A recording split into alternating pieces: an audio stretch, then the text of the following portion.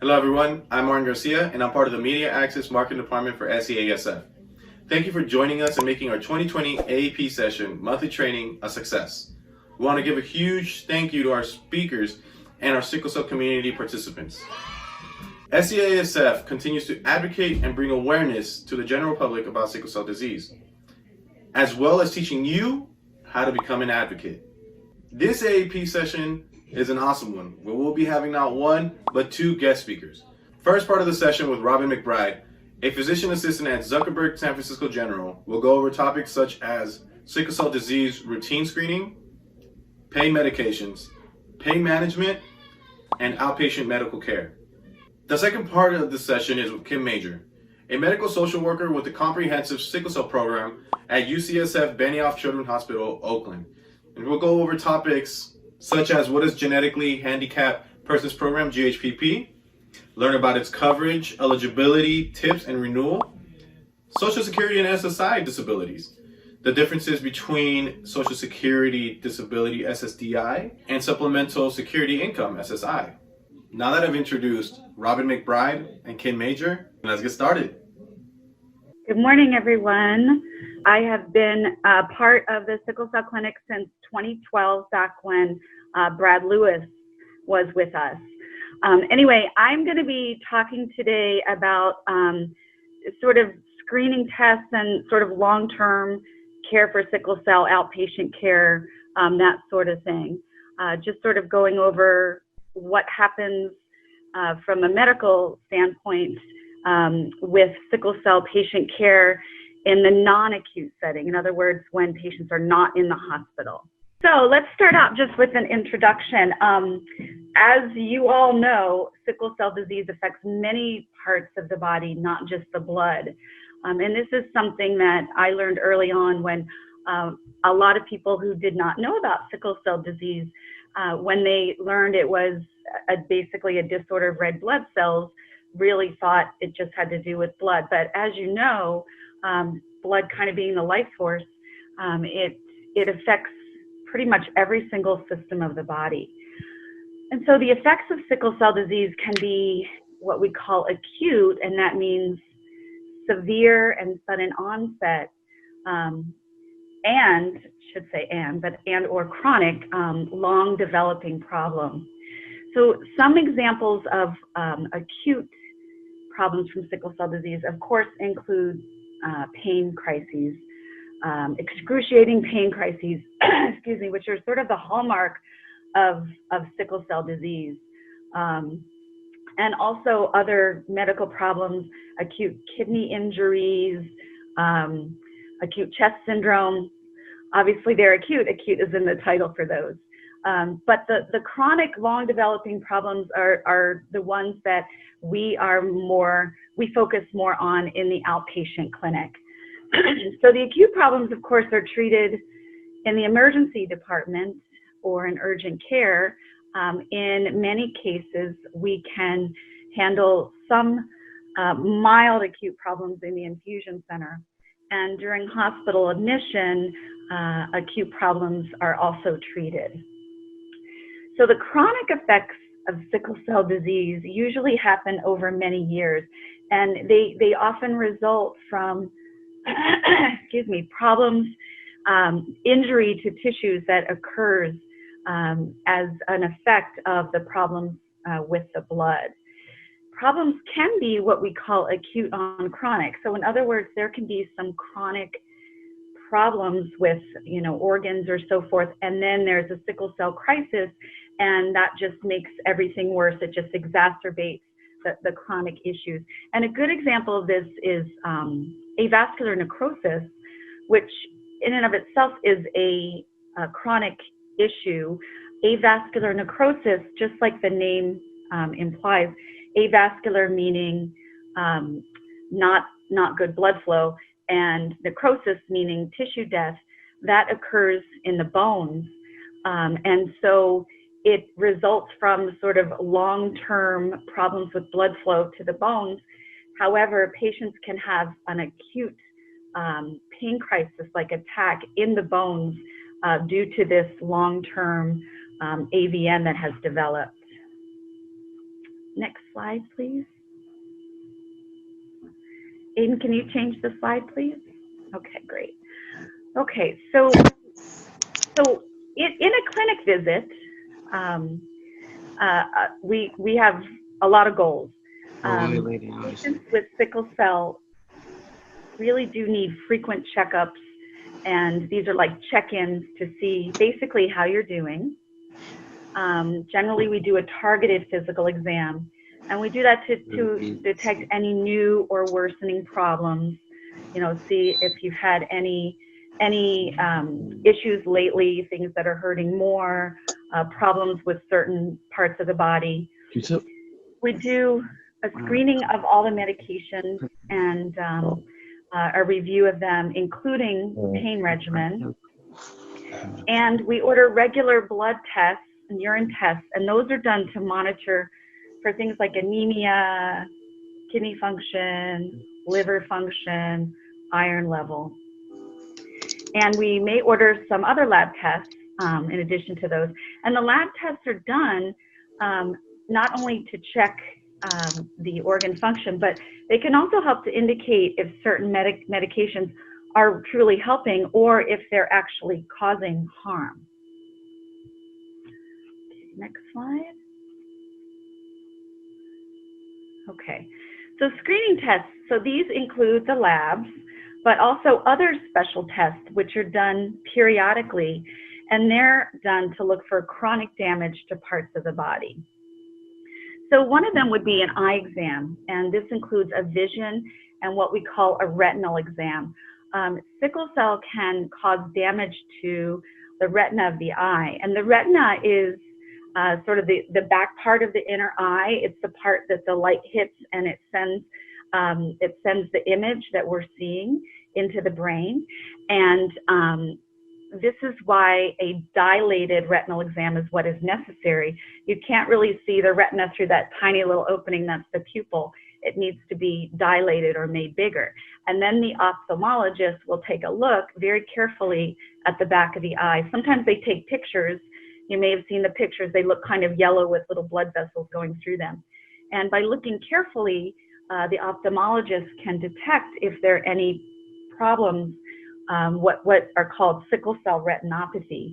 And in many cases, they can treat that. They can do some little laser treatments that can help to stop further damage in those areas.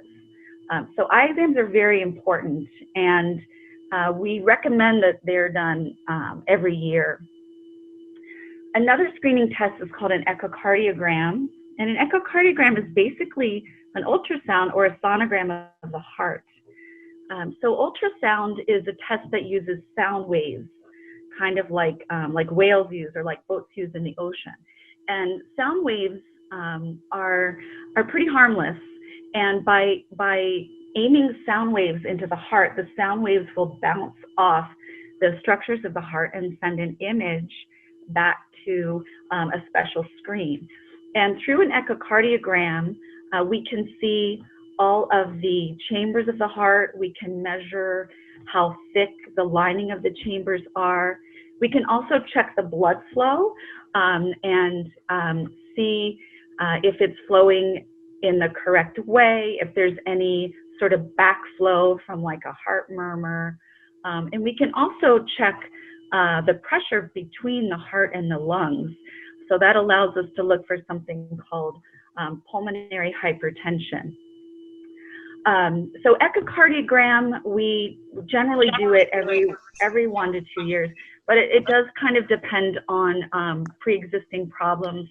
Some patients whose hearts have demonstrated some problems, they may need an echocardiogram more often. And if the echocardiogram shows any problems, then we would refer to a specialist, a cardiologist, for further evaluation and to treat those problems. Sickle cell can affect the heart. Basically, the heart is a giant blood vessel. So definitely heart problems are something that are more commonly seen in sickle cell disease. And then pulmonary function tests look at the lungs, and they detect respiratory function. So pulmonary function tests are the tests that you have when you're asked to breathe, and they have little gadgets and they check the lung capacity to see how much air you can hold in your lungs and also how much air you can blow out of your lungs. Often in pulmonary function tests, some tests will be done and then you're given an inhaler to use, and the tests are repeated after the inhaler to see if that helps to sort of open up some of the smaller airways. Pulmonary function tests are not usually done every year. Often there will be like a baseline, and then depending on symptoms, it may be repeated every so often. If somebody does have some underlying lung, like pulmonary dysfunction, then they would need to have pulmonary function tests done more often. Sometimes pulmonary function tests include a special blood test, and that's where blood is taken from your wrist rather than from a vein or your port. And that's because the blood in that sample is from an artery rather than from a vein. And that test is done to look at blood gases. These are things like check the oxygen level and the CO2 level in the blood that's actually coming from the heart before it's had time to diffuse into your body tissues and then return through your veins. So it's a more accurate test of what we call blood gases. And the levels of blood gases give us some information about how well the lungs are functioning. So other tests may be ordered, in addition to labs that are not done regularly, but are done based on symptoms. For example, X-rays and MRIs. I didn't put that on here, but also ultrasound. So, for example, if a patient is having some, new pain in an area, we may send them for an X-ray, and if it shows a suggestion of new AVN, then we may follow that up with an MRI. If a patient has some new numbness, tingling, we may do a brain MRI to look for signs of a stroke, things like that. When patients have iron overload, which occurs when iron builds up, usually as a result of a lot of blood transfusions, we will often take a look at the liver through an ultrasound or an MRI to take a look and see if that iron overload has started to damage the liver.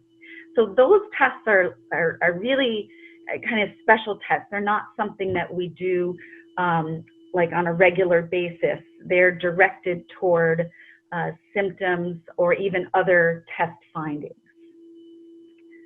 Next slide, please.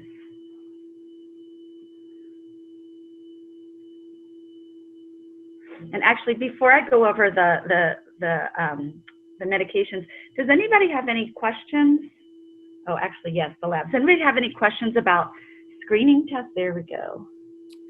I guess I'm wondering, like, in an ideal situation, how often would someone with sickle cell have these routine screenings and stuff? So we do practice evidence-based medicine, and that's based on the NHLBI guidelines. And I think Dr. Keith is on here. He's very, very familiar with these. And so generally, again, as I said before, echocardiogram, we do it, we recommend it every year. Most patients end up having it every 1 to 2 years. The pulmonary function testing is not recommended as often unless patients have symptoms. And so, as I said before, we'll do it like a baseline in the adult clinic and kind of take it from there. And then, if patients start to develop symptoms, then we would do the testing more often, like maybe annually, every, or even more than that. So some of the screening is done more frequently. Lab screenings are done we do them every 1 to 3 months. Some patients come more often, and if they have, if their sickle cell complications have progressed, then we may do labs even more often than that. So we sort of take the general recommendations, and then we personalize them based on the patient's own health, own condition. I do see a question here. Is this for now or not? Shirley Ollie had a question first. Ollie, turn your mic on. Okay. Hi, Robin. Sorry, I had a question. I worked with Dr. Hagar in the Comprehensive Sickle Cell Clinic at Benioff, Oakland. When we were working together, we came up upon a study by Emory University where they were looking at patients who were in morgue and kind of doing a check, and these were all sickle cell patients. And I think by getting interstitial lung fluid, they found out that a lot of these patients actually had idiopathic pulmonary fibrosis, about 10% of them. And that paper kind of started, the thought about hematologists, oncologists looking more at interstitial lung disease in these patients. And so I was just wondering, I haven't been reading a lot about it yet, but are there any tools that clinicians use to look out for fibrosis? How common is it? Is that your question? How common is it in our tools? I actually don't know. I don't know how common it is in sickle cell disease. I do know that we do, again, we follow the guidelines. Obtaining interstitial fluid in lungs that's an invasive test, and we don't advocate for that as screening. Mm-hmm. Certainly when patients are symptomatic or if something shows up, often fibrosis is something that'll show up on imaging. Then patients that have abnormal imaging are referred to, to a pulmonologist, to our pulmonary department. So I don't know, perhaps Nadina, if you wanted to bring in a pulmonologist to do a more thorough, discussion of lung disease and sickle cell might be helpful for you, Ollie, and for everybody else. Well, yeah, Robin, it's good that you say that because I had a question because my son died of pulmonary embolism. So, yes. So pulmonary embolism, an embolism is basically a blood clot, and a pulmonary embolism is a blood clot in the blood vessels in the lungs, and pulmonary embolism can be fatal. And so the thing about pulmonary embolism is it does not show up on x-rays. Often the diagnosis is made based on symptoms, and often it's actually made incidentally. In other words, a patient will be already in the hospital and being treated for maybe even acute chest syndrome or something like that, and they'll have a chest CT. It's diagnosed through a CT, a CT scan, and a pulmonary embolism will be found. Patients with sickle cell disease are at increased risk for blood clots, including pulmonary emboli. And so some of the classic hallmark symptoms of a pulmonary embolism would be a certain type of chest pain with breathing in. It's what we call pleuritic chest pain.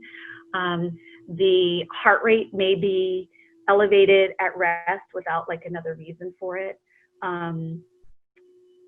There may be a little bit of blood and spittle when somebody coughs, and the oxygen saturation level may be low on exam. And so, this is why it's important to be going to, clinic and seeing your healthcare team regularly, is to sort of to screen for, any of these abnormalities and then take the next steps to try and uncover the cause of these symptoms. So I have another question. So now is the pulmonary embolism, does that happen over a period of time or does it just happen? No, it usually happens over a period of time. And in many cases of pulmonary embolism, it's preceded by a blood clot. Usually it's in the legs, and often it's like the upper leg, like the thigh, or even into like the pelvic area, hip area. And when there is a blood clot in that area, it's what we call a DVT, or a deep vein thrombosis. The hallmark sign of a DVT would be swelling, like unilateral leg swelling. One leg is swollen, the other is not. And often there's pain with the swelling, sometimes some redness. So anytime unequal swelling is found or seen, is experienced by somebody, it's something that does indicate a need for urgent medical evaluation. So, you know, I have heard patients that have a pulmonary embolism say, oh, you know, I think I did have swelling, you know, like last, you know, a couple weeks ago, a month ago, whatever, and it just went away after a few days, so I didn't do anything about it. So usually it is something that starts elsewhere and moves with the blood. As the blood, the path of the blood, as you know, is blood returns to the heart from other parts of the body, and then from there it's pumped into the lungs, where it picks up more oxygen, and then it goes back to the heart and is pumped out of the other side of the heart through the arteries to the tissues in the body.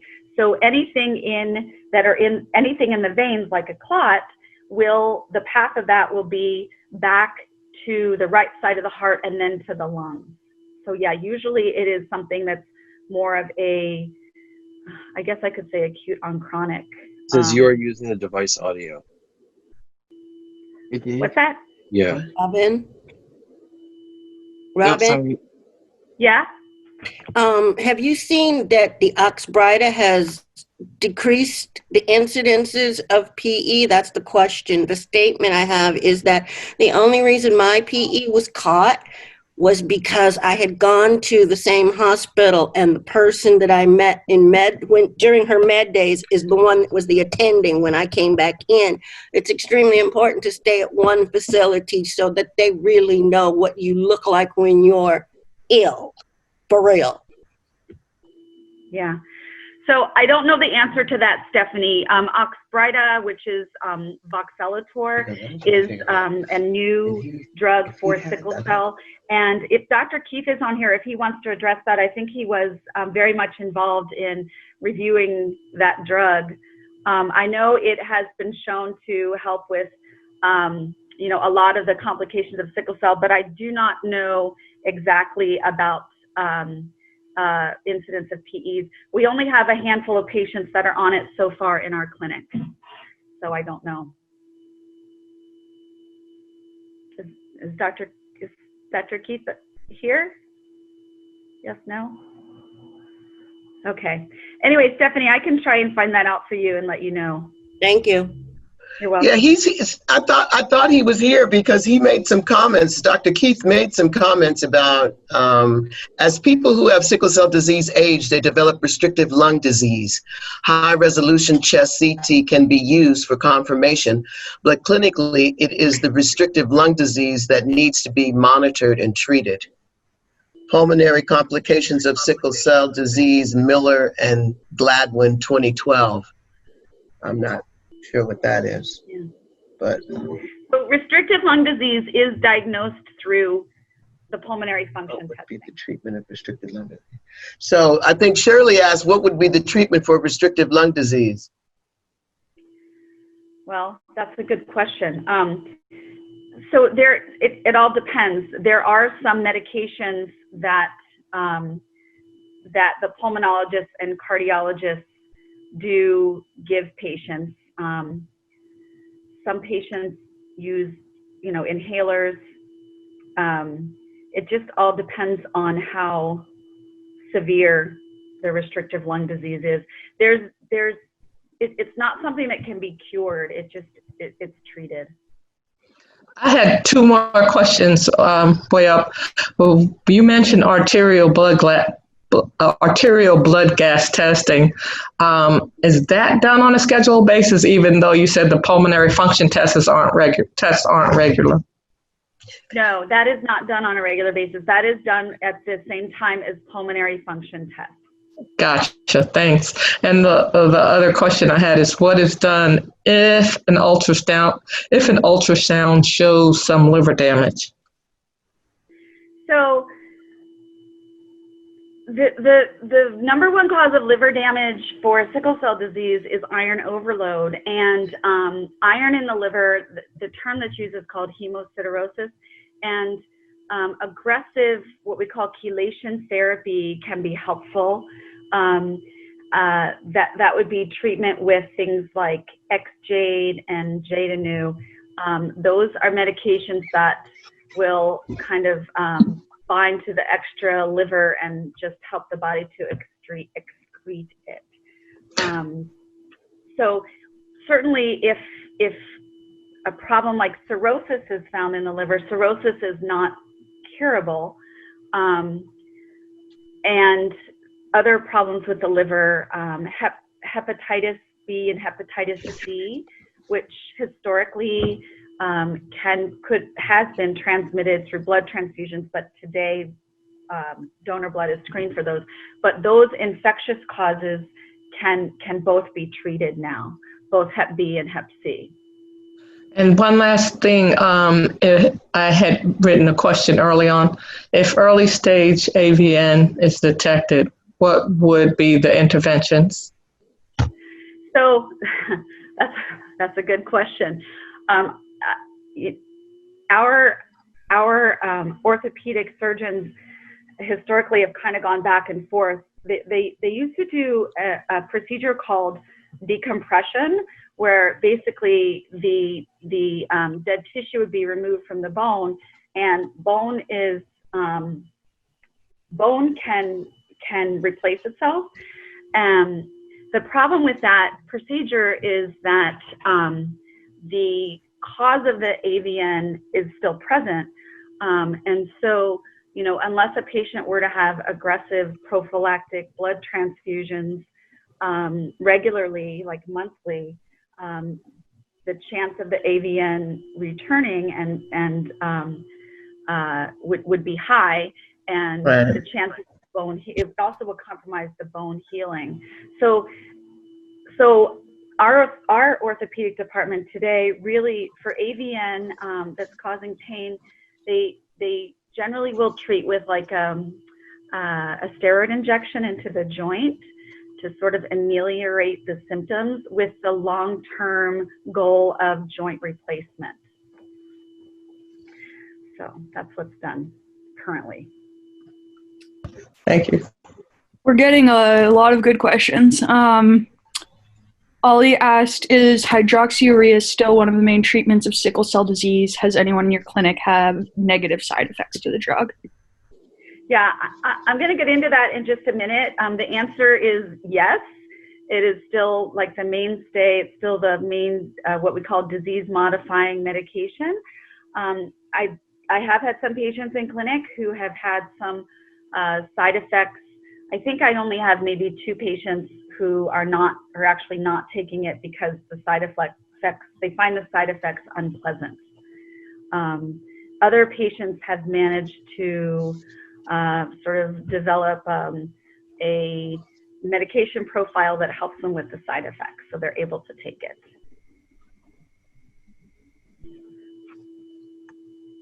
Okay.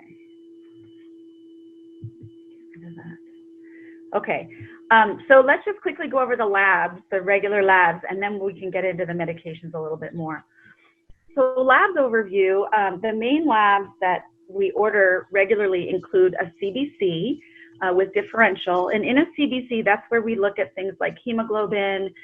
We check the red blood cells, the size of the red blood cells. We check the white blood cell count. We also look at platelets.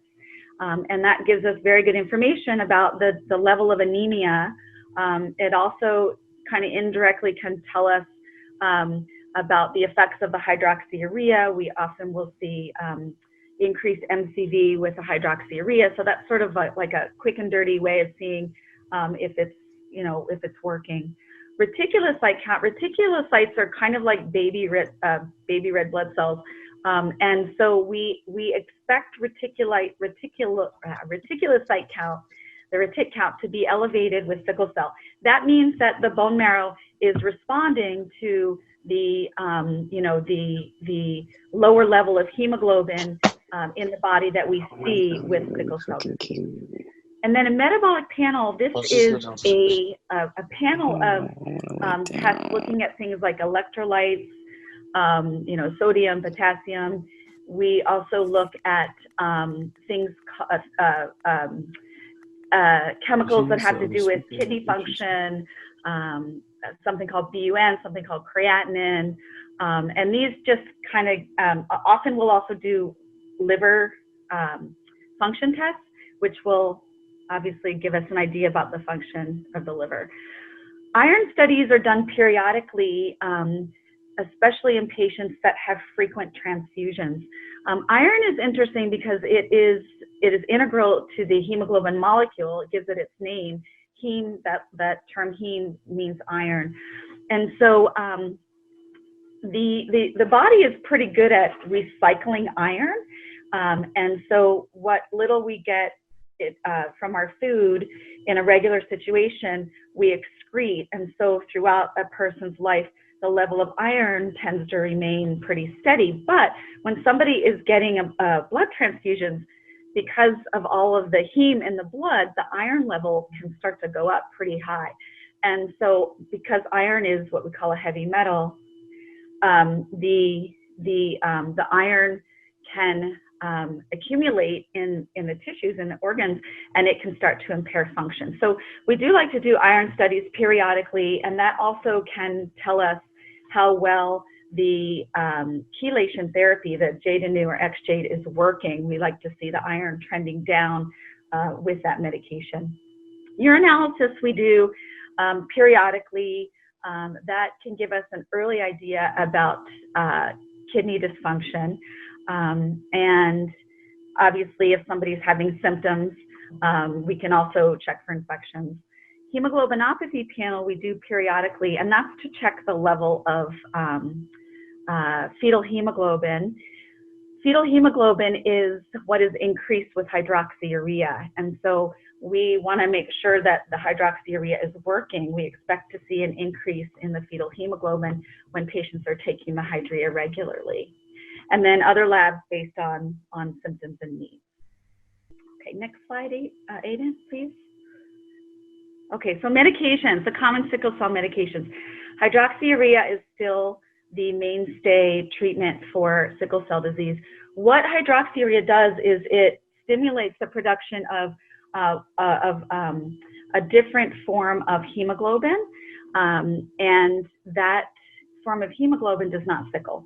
And so hydroxyurea is recommended for treatment of sickle cell disease. That has been shown to increase the life expectancy for patients with sickle cell. Folic acid is given sort of to support the red blood cell production. Andari is basically an amino acid called L-glutamine, and Andari or glutamine is an amino acid that is used in one of the metabolic pathways that the body uses at times of stress. So by giving extra stores of this amino acid, the Andari has been shown to decrease the number of crises, the intensity, and the length of crises, and even decreases the incidence of acute chest syndrome. And then J-Denu I kind of talked about already. Deferoxamine is the name of it. J-Denu or X-Jade are what we call chelators, and they're the medications that bind to the iron to pull the excess iron out of the body. And then other medications, you know, some patients, if they have some compromised kidney function, may be on a medication called an ACE inhibitor. Some patients are on vitamin D supplements, antibiotics as needed, et cetera. And then I just put this last new sickle cell treatment. Stephanie had mentioned Oxbryta. We only have a couple patients on it. It's a pretty new medication, and so I don't have enough personal experience with it to really address it today, but maybe in the future. Okay. Robin? Yes. Someone mentioned, I think that was Yemi. She was talking about her son was taking Indari, and she noticed that it changed the color of his skin, his feet, his, she says, hydroxyurea is good, but I noticed that my son became darker, especially his feet and his nails are very dark. Yes, hydroxyurea can do that. Yes, that is true. And there's no way to fix that? It's a side effect. No, I mean, I think skin lightening creams could be tried, but no. Okay. There can be some significant side effects of hydroxyurea. Some people report hair thinning, like a little bit of hair loss. Some patients will have some nausea when they take it. With time, this hydroxyurea is a main reason why we really need to monitor blood levels pretty often.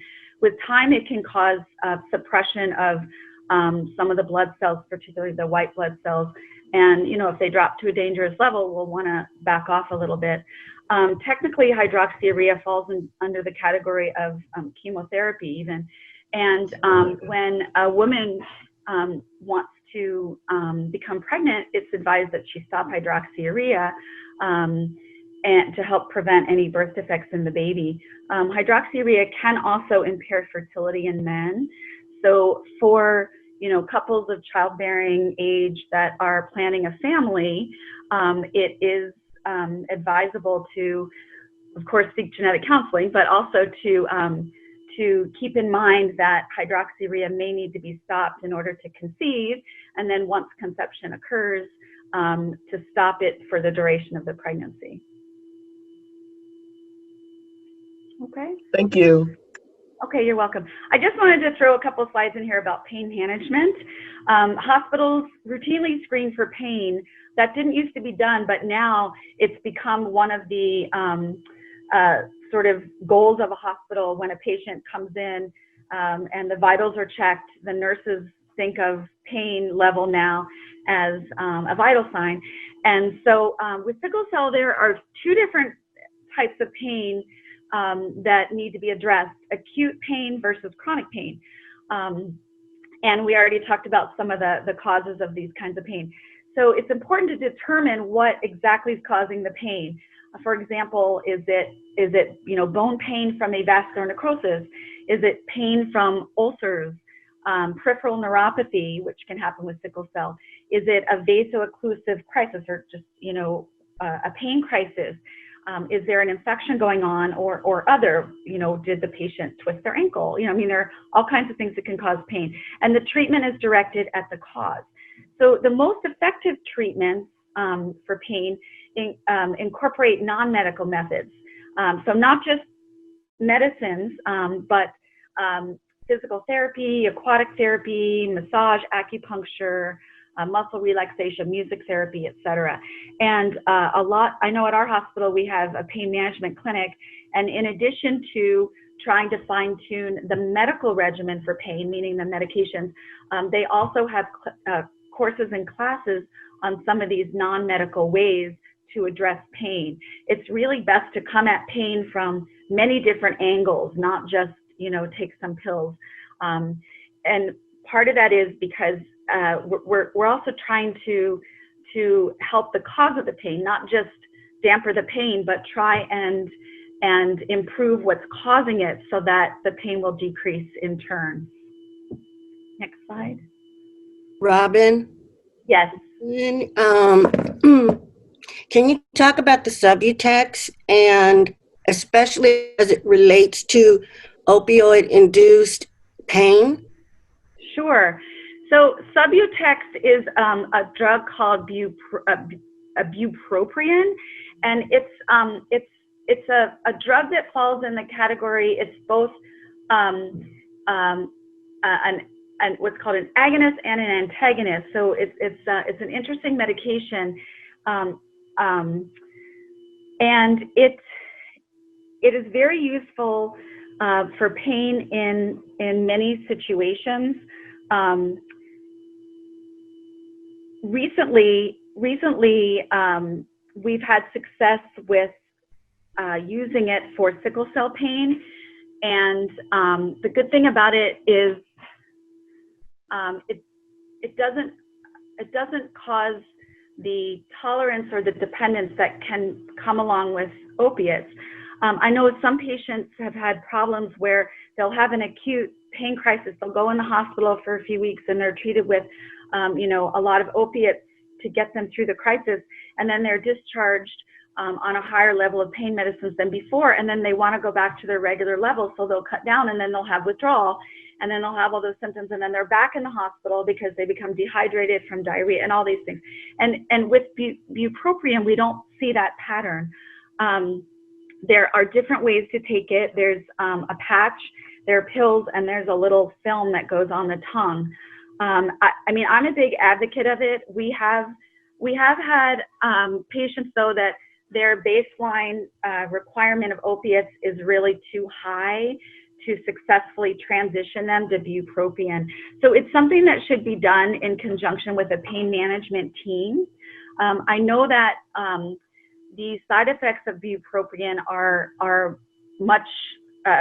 far fewer than with with opiates, and so patients report a much higher quality of life. They don't feel foggy, they don't feel kind of drugged when they take it, and it is managing their pain.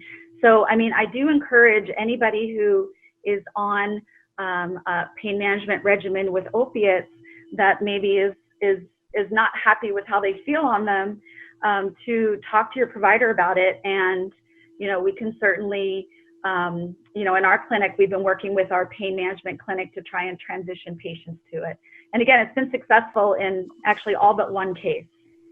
So thanks for bringing that up, Stephanie. My experience with it has been amazing. It'll be a year next month that I transitioned off of all narcotics with no withdrawal, thank God.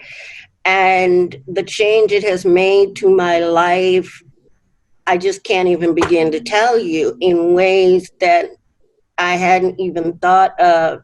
It even changes your skin and how alert and bright your eyes are, your confidence level, so many different things. So obviously I am a big advocate of using Wtex, and I didn't even know you could mix opioids with that, which is good to know that if I ever do have a super horrible crisis, that's available in the hospital. But that's the only pain medicine other than Celebrex that I'm on, and I love it. And I don't even take it every day. I'm only on my third prescription of 90, or maybe my fourth in a year. So I'm thrilled.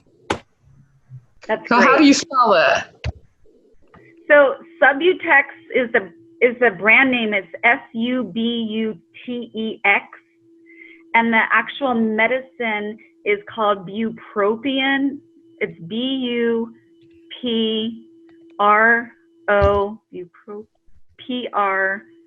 Prion, I think. Bupropion. Thank you. You're welcome. You're welcome. Okay. All right. Next. Okay.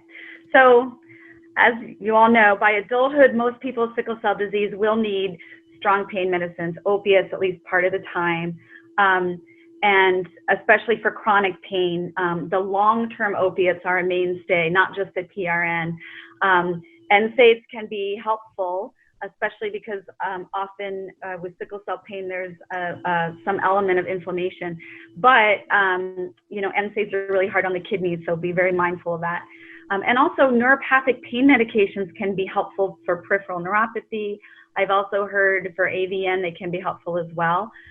These are things like gabapentin, sometimes venlafaxine or duloxetine are used as well.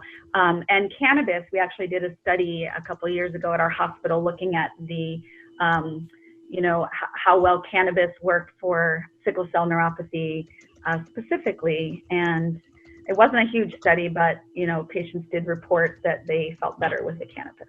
Okay, next. Okay, so side effects are a big deal, and so it's important to determine, is this worth it? Are the side effects worse than the benefits? But some side effects will get better with time, and sometimes there can be other medications or even changes, dietary changes, lifestyle changes, which can help with side effects. For example, opiate-induced constipation can be a real problem for people. Increasing water, increasing fiber, taking stool softeners, those kind of things can really help the body to tolerate the opiates. Next. Okay. As I just said, the side effects, constipation is a big one. Nausea, itching, respiratory depression, high tolerance, physical dependence. The Subutex does help, does not have all of these.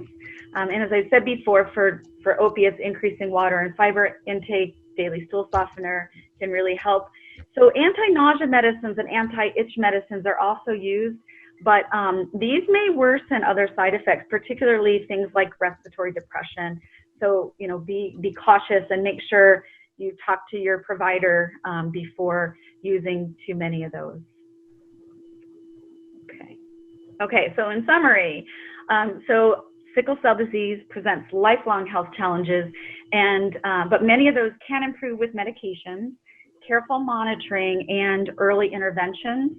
And the multitude of screening tests that patients have to endure, they have a reason. They're done in order to detect treatable problems. I mean, a lot of my patients are like, "You need blood again? I just gave it to you, 2 months ago, whatever." But things change with the body daily, and so it's really important for us to be able to monitor all these different aspects of your health. And our goal, of course, is to maximize life expectancy while minimizing symptoms so that you can live your best life. Okay. I just want to briefly, because Nadina asked me to, just touch on my chart just for a minute. So my chart is a sort of a part of this computer electronic medical record system that we have called Epic, and it allows patients to access part of their medical charts.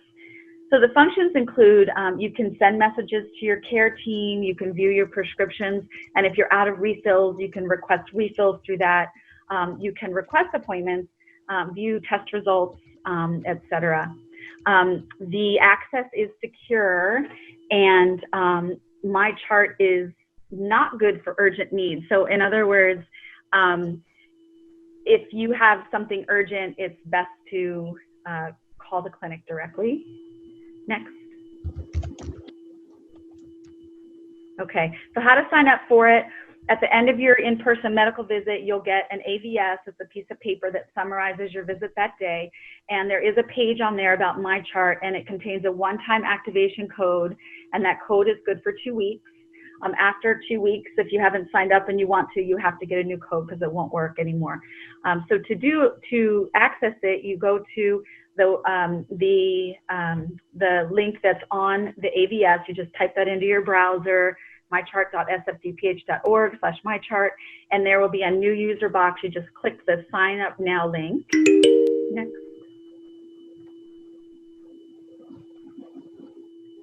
Oh, Keith, I just saw that. You're right. I'm so sorry. Bupropion is, I think, Wellbutrin. Buprenorphine is the name of Subutex. My apologies. Okay, so for my chart, enter the activation code as it appears on the AVS, and once you've entered it, you just follow the prompts. You'll put in a password and so forth. If you are doing mostly telehealth visits and aren't getting the AVSs, or if you lost your code, or if your code is expired, you can always call our clinic or another San Francisco general provider, and we can easily generate a new code for you. Okay. All right. Okay. I know we've kind of been fielding questions all along. Any other questions we haven't addressed yet?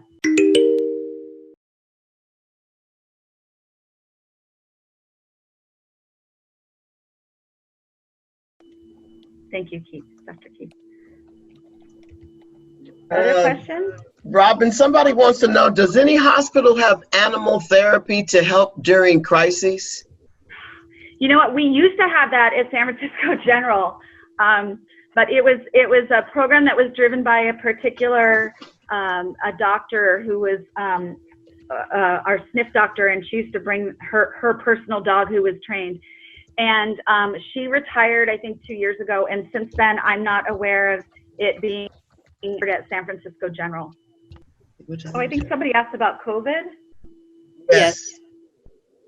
I don't know the COVID numbers in sickle cell, I'm sorry. I mean, I've seen in the sickle cell newsletters that, you know, patients with sickle cell are more at risk, and that certainly makes complete and total sense.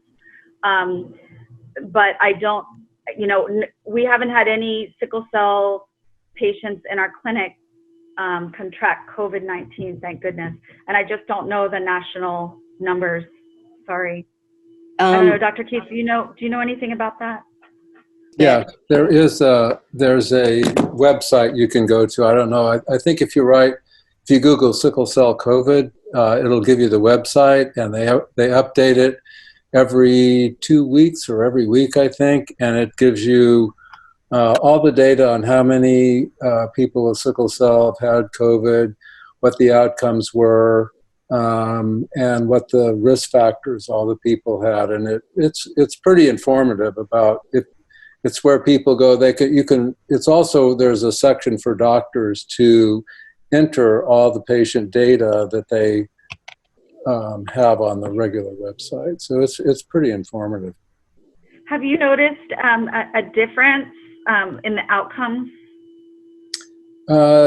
Interestingly, I read an article from France, and they looked at patients with sickle cell disease and COVID, and they did not think that people with sickle cell disease had any worse outcome than people without sickle cell disease. There was an article from the United States that said, yes, they do have more complications, which makes sense. When we had the H1N1 epidemic, which is not COVID, but it was a new influenza virus, we looked at that and we didn't see any difference between the way people with sickle cell disease and the general population did. In this website, you can see that the incidence of hospitalization and complications is higher for sickle cell, which isn't surprising. Yeah, okay. The groups that I'm involved with are worldwide, and a lot of them are headed by doctors and who are the heads of sickle cell clinics and organizations. And from what they're seeing, their experience kind of mirrors what France is saying. And it seems like, at least early on, the determining factor was more not whether they had sickle cell, but whether when they were in crisis, if they were allowed to be admitted and treated for that crisis. And those that were seemed to recover. Those that weren't obviously did not. I guess my point is, what's the point of my chart? So the point of my chart is for patients to be able to, look at their results without having to go through medical records. There is a little bit of a function of communication with your healthcare team, but it's almost like an email, like leave a message for them, they leave a message for you. So, the whole thing about I think you're talking about like a treatment plan for sickle cell, is that right? Yeah, that's what I was hoping that having the whole my chart allows them to elaborate on, how they've been cared for in the past and, what they need to do moving forward. Right. So with some patients, there is a treatment plan for the patients once they're admitted. Excuse me. That's not something that is patient driven, it's provider driven. And so generally it's the hospitalist that, the hospitalist and the teams caring for the patient that have that that plan so that future teams can look at it. That's in the ER, that's not something that's usually done. And part of the reason for that is, the whole figure out what's going on first, and the treatment can vary greatly depending on the underlying problem. So, some of my patients, like when they travel, they'll carry with them a very general sort of a plan to guide the team when they have to be seen, in the emergency room or whatever. Anecdotally, I have heard that some teams will take a look at it and be like, rip it up, like, we're going to do what we think is right for you, and that's that. So I don't know. I mean, I think it's a good idea to encourage the healthcare team to check the records and see what worked in the past. And, I mean, I don't think it would hurt to have something in writing just to show and say, here, this is a good starting point. But it's not something that is going to be in the MyChart. The MyChart is really the patient-hospital interface, not something that is like deeper in your chart for like provider to provider. Okay. I got it. Okay. Is there like something like very specific in why blood exchanges is better than a transfusion? I want to move away from the term better. It's not that one's better, it's that they kind of have different applications. So a transfusion is just straight out receiving donor blood. And yes, one of the issues with that is that you're also receiving all of the iron that is in that donor blood. In an exchange transfusion, there's blood removed and then blood put back in. And so that will do a couple things. It kind of takes, so it removes red blood cells, it removes sickle cells, it pretty much, it keeps the level of iron more closely approximated to even, because you're taking some out and putting some in. The other benefit is that it removes sickled cells from the body and puts non-sickled cells back in. And that's really that's really the difference in a nutshell. Good morning, everybody. We're going to do a quick little 2-minute warm-up / body movement exercise, things that we can do at home. Make sure that we're taking what I call conscious-able breaks, because we're all, during these COVID times, always sitting in front of a screen and always sitting down. And we kind of forget to remind ourselves that we should be taking breaks. And this is something that you can apply moving forward all the time. All it takes is 2-3 minutes just to kind of get your body moving again. And you'll actually feel refreshed from it. And you don't even have to do a walk or anything. So you can still literally be working while you're kind of working out as well. So first thing we're going to do, we're going to take our hands, put it in front of us this way. And all we're going to do is going to lift it up and then back down, up and down. Okay, so we're going to do that for 12 times. So right now I'm at 3, 4, 5, 6, 7, 8, 9, 10, 11, 12. Good. Next, we're going to put our hands at this level. I'm just doing sideways like this so you guys can see, but I'll basically have them here. And all I'm going to do is just move my fingers up and down just like that. This is very good and very key to help prevent carpal tunnel because of all the typing that we'll be doing all day and keeping our wrists in certain positions. By locking them this way and moving our fingers up and down like that, it'll provide all that movement that we need because unfortunately we don't have a lot of muscles in our fingertips. All our muscles are here in our metatarsals, so there's not a lot of movement that they get. But when you actually centralize it this way, you actually get a lot more movement going in there, a lot more blood promotion, which helps with getting all that nasty crap out of there that kind of tends to accumulate throughout the day. So we'll do this for about 20 seconds, about 15 seconds right now. We're 5 seconds away. 3, 2, 1. Perfect. Awesome. Next thing we're going to do, interlock our fingers like this, and then we're just going to press down and then back up. Press down and back up. So we're not trying to crack our fingers. We're just trying to get to a position where we kind of feel our wrist stretching out. And then you just move it back and forth. Good. We'll do about 12 of these. I'm at 5, 6, 7, 8, 9, 10, 11, and 12. Beautiful. Next thing all we got to do, very simple. This will work our legs and our abs as well. Keeping everything nice and organized. Our legs are straight. Good body posture, so keeping our chest up. And head forward. We're just going to stand up and then come back down. Stand up, come back down. Okay? Just do this 10 times. I'm at 3. I'm at 4. I'm at 5. If you're not able to stand up, which is totally fine, what you can do instead is you could just lift your legs up. So you could be sitting down, just lift your legs up and down. So you go up like this, or you can simply be here and just lift your leg up just like that. Okay? If you're having lower body pain, you're not able to do that, just simply lean back in your chair and then lean forward. Those are 3 different ways that you can move your body, and it moves your whole body so that it focuses it up. And you're basically getting a full body workout.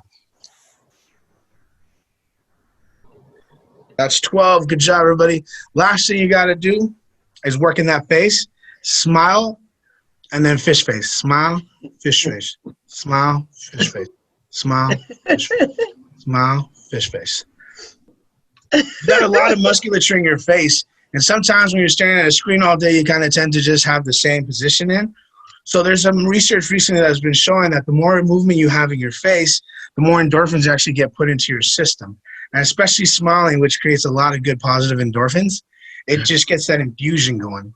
So and then the kissy face, I just do it because it helps stretch my my cheeks a little. So I'm just experimenting to see if that'll lead to anything. So no research on that, but research on the kissy face, on the smile for sure. So you know me, I'm the scientist, so I always keep trying to figure out stuff that we can do. All right. And that's your quick little workout that you could do. It literally took about 2-3 minutes to do. Nice little break. It'll break up the monotony, especially when we're at our computers all day in front of screens all day. It's something quick and easy, and you can memorize that. Not that hard to do. So there's your little workout brought to you by Toro Training Coach Torres. Enjoy the next 2 minutes off. We'll come back at 12:22, and we'll start back up with the lovely Kim Major. Kim Majors is a medical social worker with the Comprehensive Sickle Program at UCSF Benioff Children's Hospital, Oakland, adult and pediatric. Kim is dedicated to health, well-being, and care of pediatric, adolescent, and adult sickle cell patients. Thank you so much, Nadina, for that wonderful introduction. Good afternoon to everyone, and thank you. I want to send a special thank you to everyone for an opportunity to speak with your group on today. Again, I'm Kim Major, medical social worker for the Comprehensive Sickle Cell Center at UCSF Benioff Children's Hospital, Oakland. I've had the pleasure and honor of working with our sickle cell population for now over a little bit over 2 decades. So 19 going on 20 years or 20 going on 21. I forget, long time. And as a social worker, I wear many hats, as you can imagine.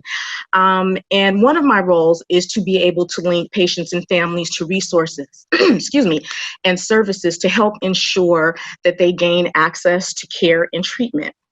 So with that, today's discussion will be talking about both GHPP. So GHPP, which is also known as the Genetically Handicapped Persons Program. And is everyone able to hear me clearly and okay? Yes. Okay, awesome, great. I can hear you fine. Awesome. So what is GHPP? And so basically GHPP is a state-funded insurance that's very similar to Medi-Cal, but it's specific for individuals that have genetic blood disorders, just like sickle cell, cystic fibrosis, and thalassemia. And they work to coordinate comprehensive care for patients with genetic blood disorders.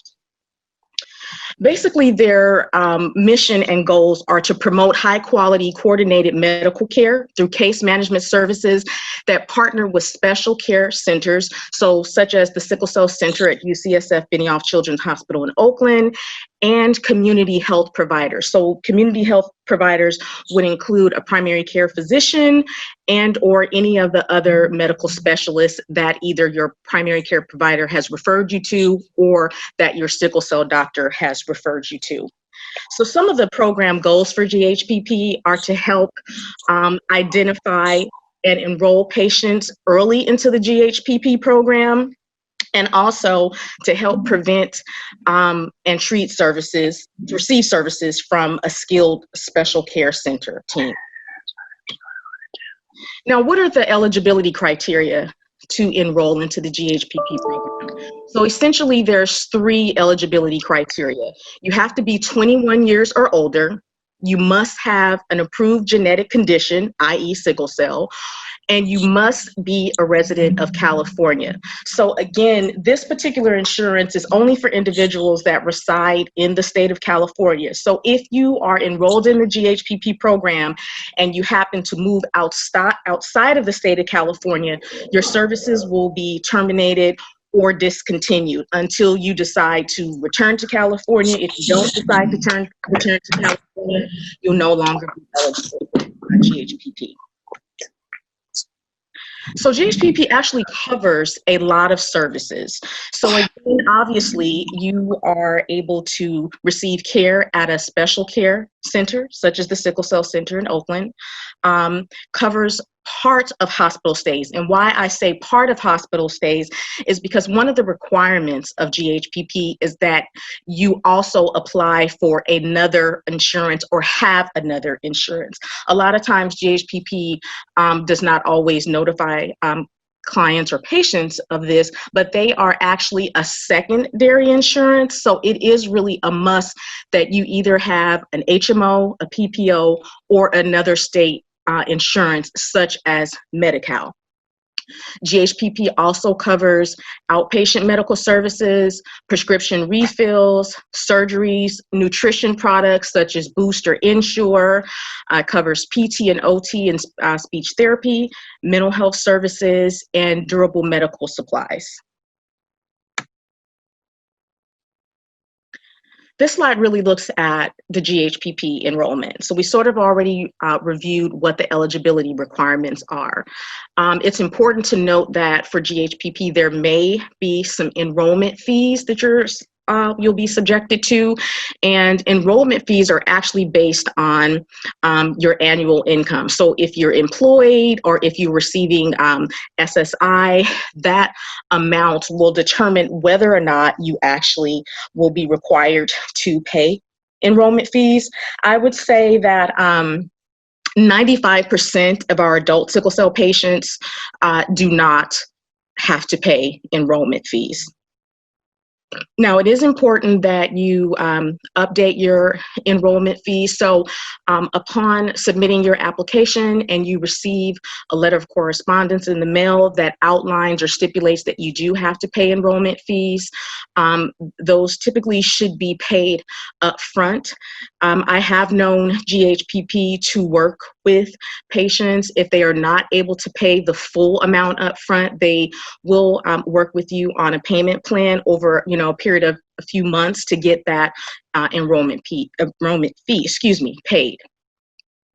It's a requirement that you update all contact information. GHPP, although our patients are living with a chronic illness that essentially is not going away, we know that this is a chronic illness. GHPP requires applicants to reapply annually. So there's re-enrollment applications that go out approximately 2 months to 3 months prior to your re-enrollment date. So it's important that if you move or change locations, that you are updating GHPP with your contact information.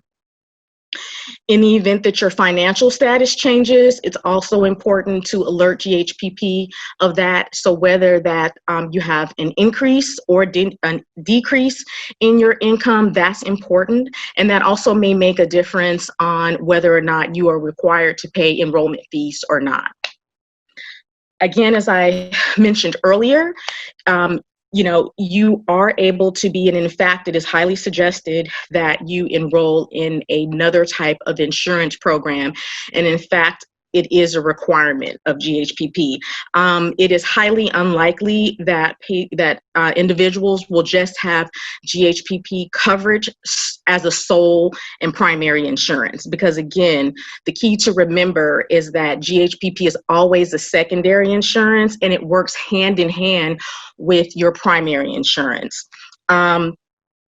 One example also to make note of is that GHPP may cover some of the services that your primary insurance may not cover. One example is that I remember when I first started working with the Sickle Cell program eons ago, extra strength Vicodin was covered by Medi-Cal, and now it is no longer covered by Medi-Cal. However, it is now covered by GHPP. So again, this is an example of why it's important to have GHPP in addition to another insurance.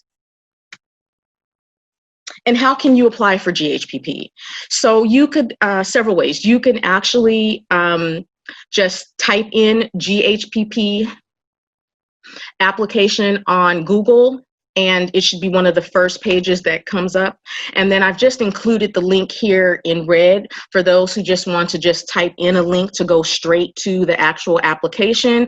But again, you are able to just type in GHPP application in the Google search bar, and more than likely it will be one of the first links that comes up for you. Now, these are just some GHPP application tips that I've included. Again, it is highly recommended that you submit your application 2 months prior to when you actually need your GHPP to become effective. So this would be for patients that are new to the GHPP program, as well as existing GHPP beneficiaries who will be falling into their renewal date or renewal cycle. When I started, again, with the Sickle Cell program many years ago, the entire process for GHPP was approximately 31 days from start to finish. So that means calling, I would make the referral, GHPP would initiate and mail out the application to the patient fills out the application, or I assist the patient with filling out the application, we return it, and then they would be enrolled into the GHPP program. 31 days from start to finish. Now we are looking at, because of staffing issues and other systemic changes, the processing time has definitely extended, and it's great. It could range from 2 months, 3 months, 4 months, and sadly and unfortunately, I even hate to say that sometimes it can take up to 6 months. So part of my role is helping our patients and families enroll into the GHPP program. And so I really like to start as early as 3 months prior to our young adults turning 21 years old. And for our adults that are already in the program, I highly recommend that they at least submit their renewal application at least a minimum of 2 to 3 months, okay? So that there's no lapse in coverage. For the application, there's 2 parts of the application, and you want to be sure to include part A and B, and there's 6 sections on there that you must, and a lot of times they're overlooked, but there's small sections on the application that, in addition to a signature, you also are required to initial these boxes on the application. And you want to be able to include a California ID or driver's license. If you file taxes, you want to include your most recent copy of your tax return.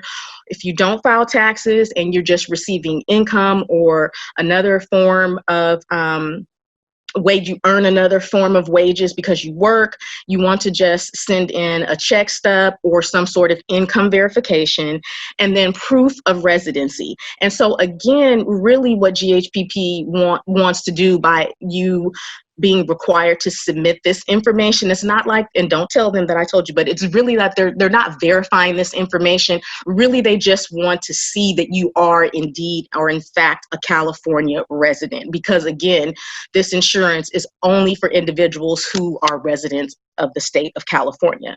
So proof of residency, going back to that, could be a cell phone bill, rental agreement, water, garbage, PG&E, an old medical bill, and it just has to have your name on it and the current address that you're residing at, okay? New applicants that have never applied for GHPP before, in addition to the information that I just reviewed that is required, you must also include a copy of a medical report that confirms that you actually have sickle cell. And this information can be ascertained from your sickle cell nurse, your sickle cell doctor, or one of the staff persons where you're actually receiving care at, or even a primary care physician for that matter.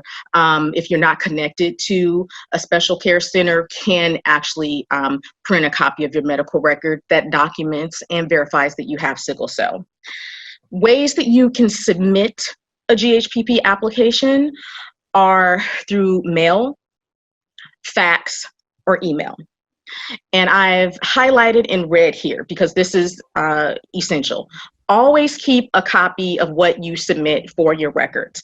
What I found that has happened over the last 5 to 7 years is that a lot of times I will personally mail applications back to GHPP for patients, and GHPP will somehow say that they never received the application or it's magically lost. And I had resulted to actually sending applications via certified mail to ensure receipt that someone signed it. So it's always good to just keep a copy of your records, because in the event that your application is lost, you can say, I have a copy here, let me submit another copy, okay? I have a question, Sure. Kim. Sure. Okay, if you could go back to that slide, you said, it says here, be sure to include Part A and Part B. Yes, yes. I'm looking at an application because I have the GHPP, I have several of them here. So I'm not certain, when that says Part A and Part B, is that Section A and Section B, or what does that pertain to? Be sure to include Part A and Part B, initial all sections. So sure. So what they're referring to, Nadina, is, or I'm sorry, let me see, who am I speaking with? I'm so sorry. That's me. Okay, great. That's me. Yeah. So Part A or Part B are what they're referring to as Section A and Section B. Okay. And they look very similar. Most of the questions that they're asking are rhetorical questions, and it's basically demographic information. So Part A asks for your name, your address, your diagnosis, and there's another section on Part B that also asks for your name, address, phone number, and diagnosis. But the Part B section refers to the income. That's the section where you list your social, whatever forms of income that you have. I see. That makes sense. Got it. Okay, yeah. See, Section A, it says personal information, and then Section B is your health insurance information. So I wasn't certain if Part A and Part B referred to Section A and Section B. So it's good. Great. I'm clear. Thank you. You're welcome. And then how do you renew? So again, as I indicated, and I've actually gone, now GHPP has relocated to Los Angeles, but when they were here in the Sacramento area, I, along with Dr. Marcia Treadwell, who's a part of our Sickle Cell Center, went to Sacramento to advocate to the medical director, who's no longer the medical director of GHPP, to find out if maybe we could spread out the annual renewal date. So as opposed to having to have patients reapply every single year, which I think is absolutely ludicrous, maybe stretch it out to every 3 months, or every 3 years to every 5 years. And that idea was turned down. So you must renew your GHPP application every single year. So it does not continual. It's not ongoing. So once you are accepted to the program, it's only based on a 12-month calendar year. So at the end of your 12 months, you must renew. But like I said, it's important. I put the little calendar on there because what's important is that you should definitely look at your GHPP expiration date, which they will have an effective date and an expiration date once you're accepted to the program. Mark on your calendar 2 months prior to that expiration date to go ahead and fill out a renewal application. Okay. Typically, GHPP tries to mail out renewal applications prior to your expiration of eligibility, but I want to tell you that does not always happen. They are overwhelmed with processing all of the applications for the state of California. And so not just for sickle cell, for all of the genetic disorders. So again, it's a good thing, get the calendar, mark it on your calendar.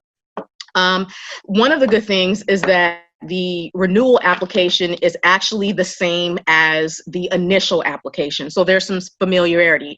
You could even make a copy, you keep a copy as I've recommended, you could make a copy of that application and then just change your signature and dates, okay? Let's see. So common causes for enrollment and renewal delays. Missing a photo ID, missing verification of California of residency, missing verification of income. So as I indicated, it is a must to return those requested documents along with verification of your diagnosis, because if you have all of the information and one piece of information that is missing, they will omit your application and you will have to start the entire application process all over again. Or if you if you are able to get that missing piece of information in a timely manner, you may be able to have them proceed with processing your application. One of the other things that could potentially cause a delay is if your Medi-Cal eligibility is pending. As I previously stated, most patients are not able to have GHPP alone as their primary and sole insurance. You must have another insurance. So if your Medi-Cal eligibility is pending, it may affect your GHPP enrollment. What I would suggest doing is definitely ensuring that your Medi-Cal application is submitted and approved before you actually apply for GHPP, or make sure that you time it, just right so that the Medi-Cal is actually approved. One of the other things that's important to list on your GHPP application is a specialty care center, such as us in Oakland. So it's important that you connect with a specialty care center in order that you can identify where you are receiving your sickle cell care. Again, please double check that you have initialed and signed all required spaces on the application. And here's just a list of certain things to watch for. GHPP used to mail out these little small paper cards, like insurance cards, and they stopped doing that probably about 15 years ago. And especially when they combined on the state, like the state-funded insurance, they become a state-funded insurance like Medi-Cal. So now patients are receiving what is called a BIC card, benefits information card, and it's a blue and white plastic card, and it just identifies you as, a Medi-Cal beneficiary. And let's just say you go to a pharmacy or you're being seen at another provider's office, they're able to look up and see that you have both GHPP and Medi-Cal. So definitely it's important to carry that card along with you. Again, do not, as I previously stated, do not rely on GHPP to send you your renewal information. Know your renewal date and then mark it on your calendar about 2 months prior. Sadly and unfortunately, again, providers always may not be familiar with what GHPP is. So you may need to actually assist them with understanding what your benefits are.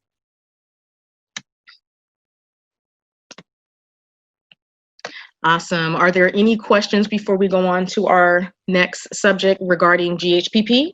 I just have a question. I mean, and this is probably not even a question you can answer, Kim, but I just have to throw it out there. Why is this application so long, girlfriend? This application is 1, 2, 3, 4, 5 pages, 6 pages, and I'm talking front and back. The only page that's really informational is the very last one, but my goodness, it just seems so extensive. So let me speak to that, Ms. Nadina. What happened was when I started, and oh my God, it was about 20 pages long. Oh my God. When I started. So part of my work in advocacy was talking to the GHPP staff and the medical provider in Sacramento to request that they reduce the length of the application. A lot of it is redundant. A lot of it is information that's really, in my opinion, unnecessary. So this is the reduced version as a result of my advocacy. But it was almost about 20 pages, honestly, before. So this is a reduced version of the application. Well, thank you so much, Kim. Thank you. I can't thank you enough, sweetie, because when you're doing an assessment on a person living with sickle cell, you've got multiple questions, that you're going to ask. There are several pages to an assessment, right? And so then you ask them if they're signed up for GHPP. And if they're not, then you have to ask them all these questions again. And yes. It's really difficult, people just like, okay, I just told you, and we're just living in a time right now where, attitudes are high and things are just really rough out there. So I'm just glad, I guess I should be happy then that it is what it is right now, because the 20 pages is just like, that's absurd, but okay. Yes. Thank you. I just had to say that. Yes. No. I have a question. Sure. Janelle has a question. I wrote it in the chat thing, but I'm gonna ask it. So my question is, like, if someone had GHPP some years ago and they haven't had it for some time now, do they have to restart the whole process again of being on GHPP, or can they just fill out the paperwork for reinstatement or something like that? Hi, Janelle. Good to hear your voice. Yes. So if you were enrolled in the GHPP program years ago, and you have not, there's been a large gap in your enrollment, it would be that you would have to reapply starting over. But again, it's the same application that you previously filled out, but you would have to reapply from the start.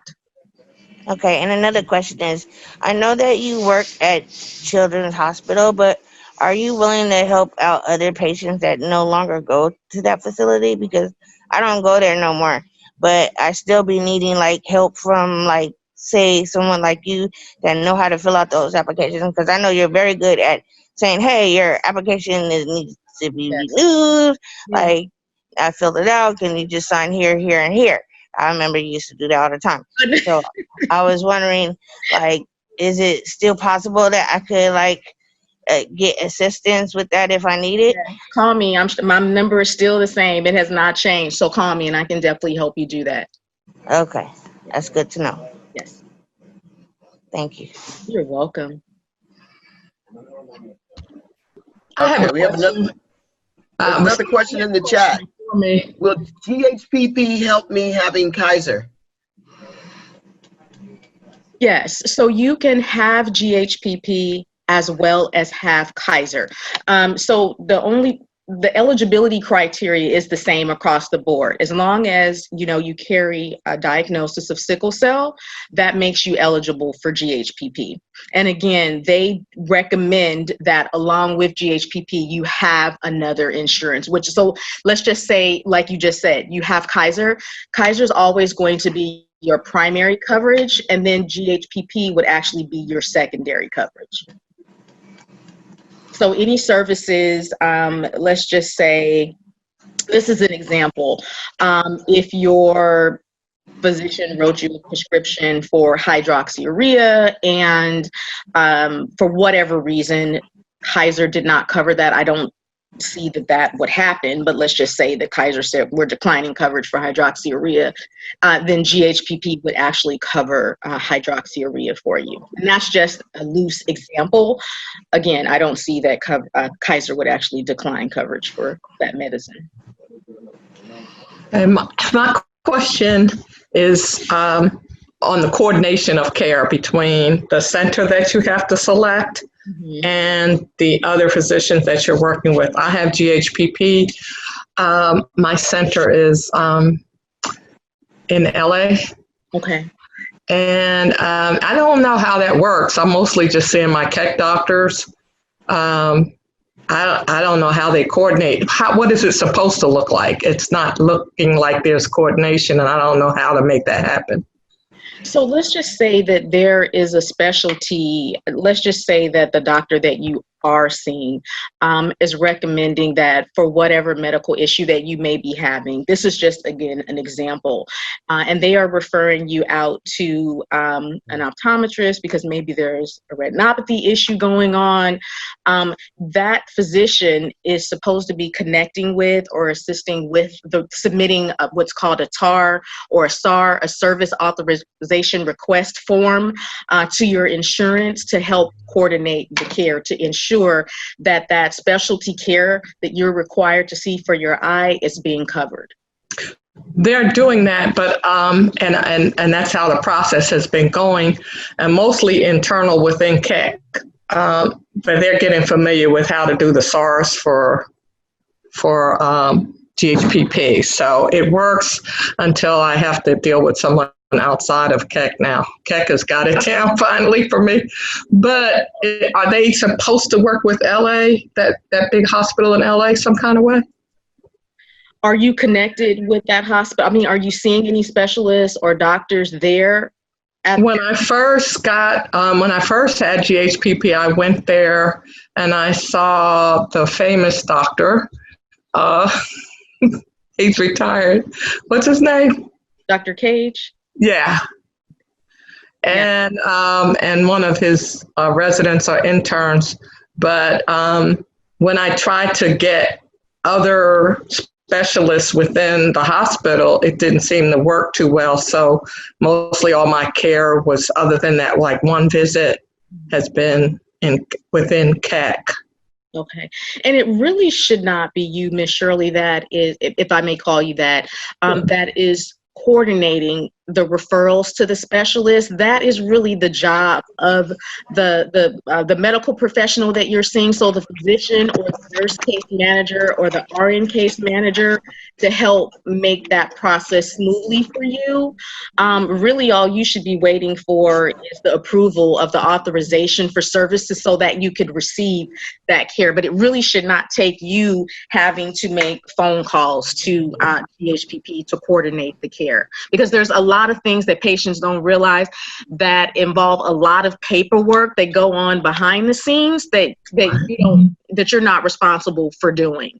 So you may want to reach out, and I'm not sure if where you're being seen has maybe a nurse practitioner or an RN case manager. You may want to just have a conversation with them if you feel like there's some barriers to you being able to get connected with those specialists for your care. Okay. It's been a process. So I have had to send providers like the GHPP website, the SAR form, all the CAC numbers, every kind of, even the GHPP fax and email and phone numbers and all of that kind of stuff. And it's just been, once I get out of the mainstream of doctors I see and go to for diagnostics, I was supposed to have physical therapy. That just never happened. Wow. And again, as you see in my presentation, it is covered. So GHPP does actually cover physical therapy. So you should not be having access to care because it's covered. Right. Definitely. So I got a question. Does GHPP have staffing issues? Yes. Because, I mean, if she couldn't get, because Shirley should be able to go back and say, hey, to somebody or something. So I'm just trying, you said it's covered. So, who should she talk to? Do you have the names of the people that are working there now? Because I know GHPP went through some transitions and changes with staff. Yes, and I know that you were on the call as I was a few weeks ago with GHPP, and I had to smile. So, I like to keep it real with my patients and families. I keep saying when I go back, because there was a different role and relationship with GHPP. And I felt that one, they were easy to get in contact with. Right. Many years ago, I could call at any time during business hours and someone would answer the phone. If they didn't Right. and I left a message, I would get a call back by or before the end of the day. That is no longer the case. One of the other things was GHPP actually had a full staff. They had case managers. All of our patients were assigned to a case manager by their last name. And so, if I had a question specifically related to a patient that I was working with regarding their care, I could call that patient's identified case manager and, pose those specific questions to get, my answers for the patients and to help them move forward with getting the access to care that they need. Again, Ms. Nadina, that is not the case anymore. I will leave a message and wait and wait for a response. And I'm talking about weeks. Wow. Yes. Yes. Okay. So that's where we are. And it's I don't want to speak negatively or derogatory regarding the GHPP program, but I'm just telling you what my experience has been, and some of my other colleagues' experiences have been who also work with the GHPP program. And again, I know that there's been state budget cuts over the last 5 to 7 years, which have significantly impacted the staffing. But I just really feel strongly, because as a medical social worker, I feel like my patients should not suffer because of the staffing issues. Absolutely. My patients still have this chronic disease that they're living with, and provisions need to be put in place, and access to services still needs to be available to patients, irregardless. Right. And that's just my personal feeling. Yeah, I totally agree with that. I totally support that. Yeah, I agree, because it's unfortunate that due to the higher powers that be, the people that are sick and suffering are being affected by those decisions that have been made by the other powers that be. So right. Okay. Absolutely. Amen. Yes, tell them. So are there any other questions? One of the things that, if I could add, I've had some struggles when I've gone outside, but all in all, if anybody online does not have GHPP, it is well worth it.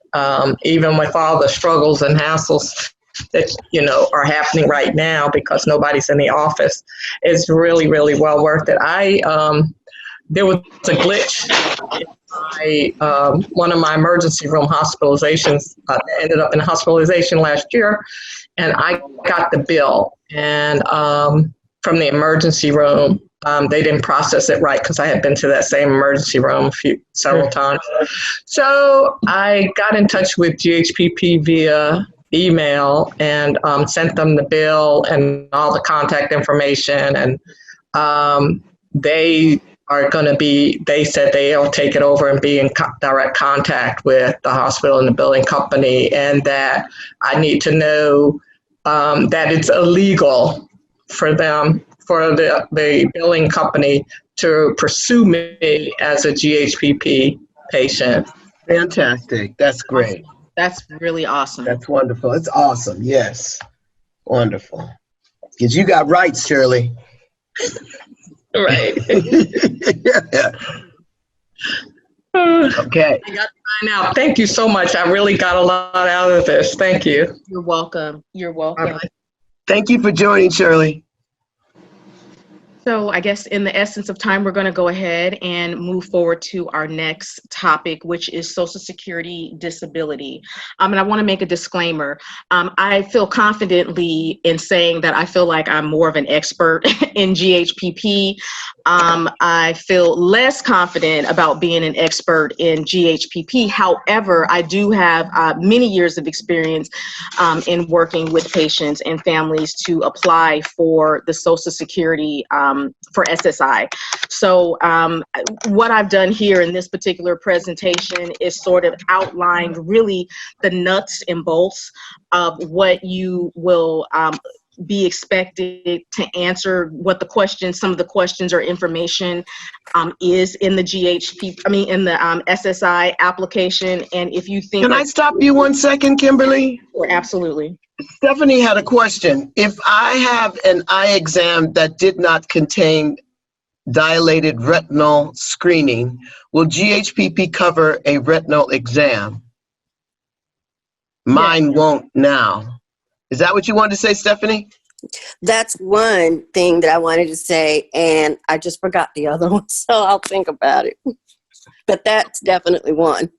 So I'm sorry, let me just make sure that I'm understanding the question, Ms. Stephanie. So your primary insurance, you said, denied the coverage for your retinal exam?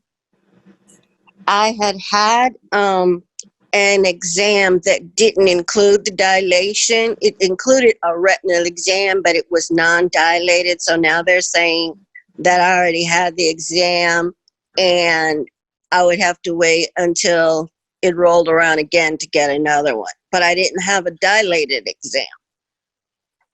Okay. And typically that is a part of the exam. Did they say why that they did not include the dilation? It was done at like America's Best. So it wasn't done in like my ophthalmology office. It was done at an eye care center and they just didn't do it. Okay. And was this service requested by your primary care physician or a sickle cell doctor? When Robin was on earlier, she was mentioning that we should always have a dilated retinal exam. And so I had not had one, but I had been told that it is like if you have the retina exam and they don't dilate it, they're not going to pay for it again. Wow. So and the reason why I was asking about who actually made the referral, because certainly if it's a part of your annual, which it is, your annual screenings, then it would be important that you have it done. So it's certainly maybe you're able to build a case either to GHPP or to your primary insurance to have that service covered because they just did not do it. But as a patient, it is important. Sure. Absolutely. Any other GHPP questions or coverage questions? Okay. So in the SSI presentation, we'll take a look at what Social Security is, what Social Security disability is, the eligibility criteria, where to find answers, and then contact information. And so basically Social Security provides disability under 2 federal programs. The first one is one that we're pretty much all familiar with, which is supplemental security income, or otherwise known as SSI. And then the second is Social Security Disability Insurance, which is SSDI. I got a question. Yes. Okay, so I don't get SSDI. I only get SSI. Is there some type of paperwork or something that I have to fill out? Because I always be asking them about disability insurance and they don't give it to me. Okay, so we can talk about that later on in the presentation. We'll talk about the differences between the two, but really to answer your question really quickly, with Social Security disability, you have to have a work history in order to receive a specific work history for a specific amount of time over time to receive Social Security disability. Oh, okay. Yes. And we'll talk about that in the upcoming slides. So Social Security defines a disability as either a medical condition or a combination of impairments preventing substantial work for at least 12 months or expected to work result in death. And the determination also considers age, education, and work experience. So basically, what you were asking about, Janelle, the difference between SSI and SSDI. So I've kind of numbered these so that they will kind of coincide together. So for SSI, the eligibility criteria is based on a financial need. And for SSDI, eligibility criteria is based on a work history. So if you've worked over a period of 5 or more years. And monthly cash benefits are payable to the beneficiary only. And with SSDI, monthly cash benefits are payable to a worker and eligible family members. For SSI, no waiting period for cash benefits to begin from date that the disability began. And for SSDI, cash benefits are payable after 5 months waiting period from the disability date. You automatically receive Medi-Cal if you're applying for SSI. And for SSDI, Medi-Cal or Medicare eligibility is after 24 months. And I just threw in that SSI is funded by general tax revenues and SSDI is funded by Social Security tax revenues. That's nothing that we need to worry about. So who is eligible for SSI?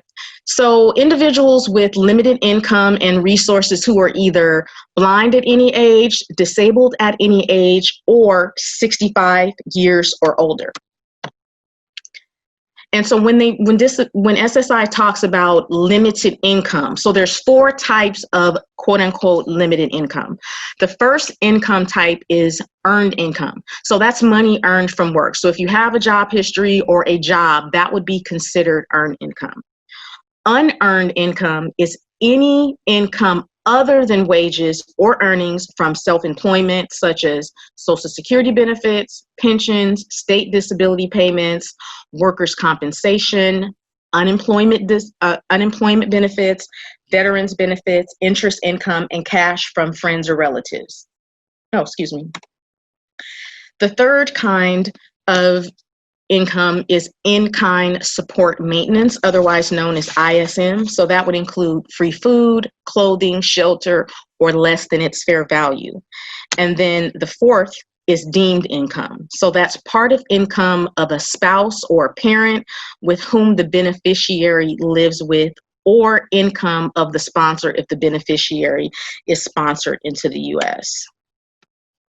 So what are resources that disability considers resources? So that's any cash, any bank accounts, any U.S. savings bonds, any stocks and land, personal property, life insurance policies, or automobiles. So basically and essentially anything that can be converted to cash and used for food, clothing, or shelter would be considered deemable resources. So then what income is excludable? And I know that this is a lot, but I wanted to try to just give you guys as much information as I can. So it's the first $20 of most income received in a month, the first $65 of earnings, and 1/2 of remainder received each month. Income tax refunds, home energy assistance programs, state and local government assistance, small amounts of income received irregularly or infrequently. So if that's a friend or a relative who's maybe giving you money here or there, that's excluded. You don't have to report that. Loans that you have to repay. So that's any loans that you have to repay: car loans, school loans, mortgage loans. And then student earned income exclusion is up to $1,790 a month in wages that a blind or disabled student child or under the age of 22 earns from work. And the maximum is up to $7,200 a year. Resources that are also excludable are the home the beneficiary lives in. So if you own a home or a home was passed down to you, you don't have to report that. Household goods and personal property that's not worth more than $2,000.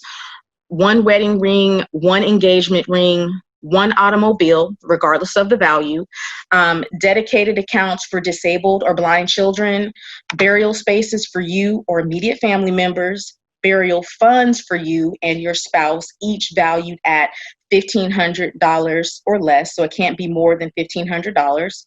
Life insurance policies with a combined face value of $1,500, and then any retroactive SSI or Social Security benefits for up to 9 months or less.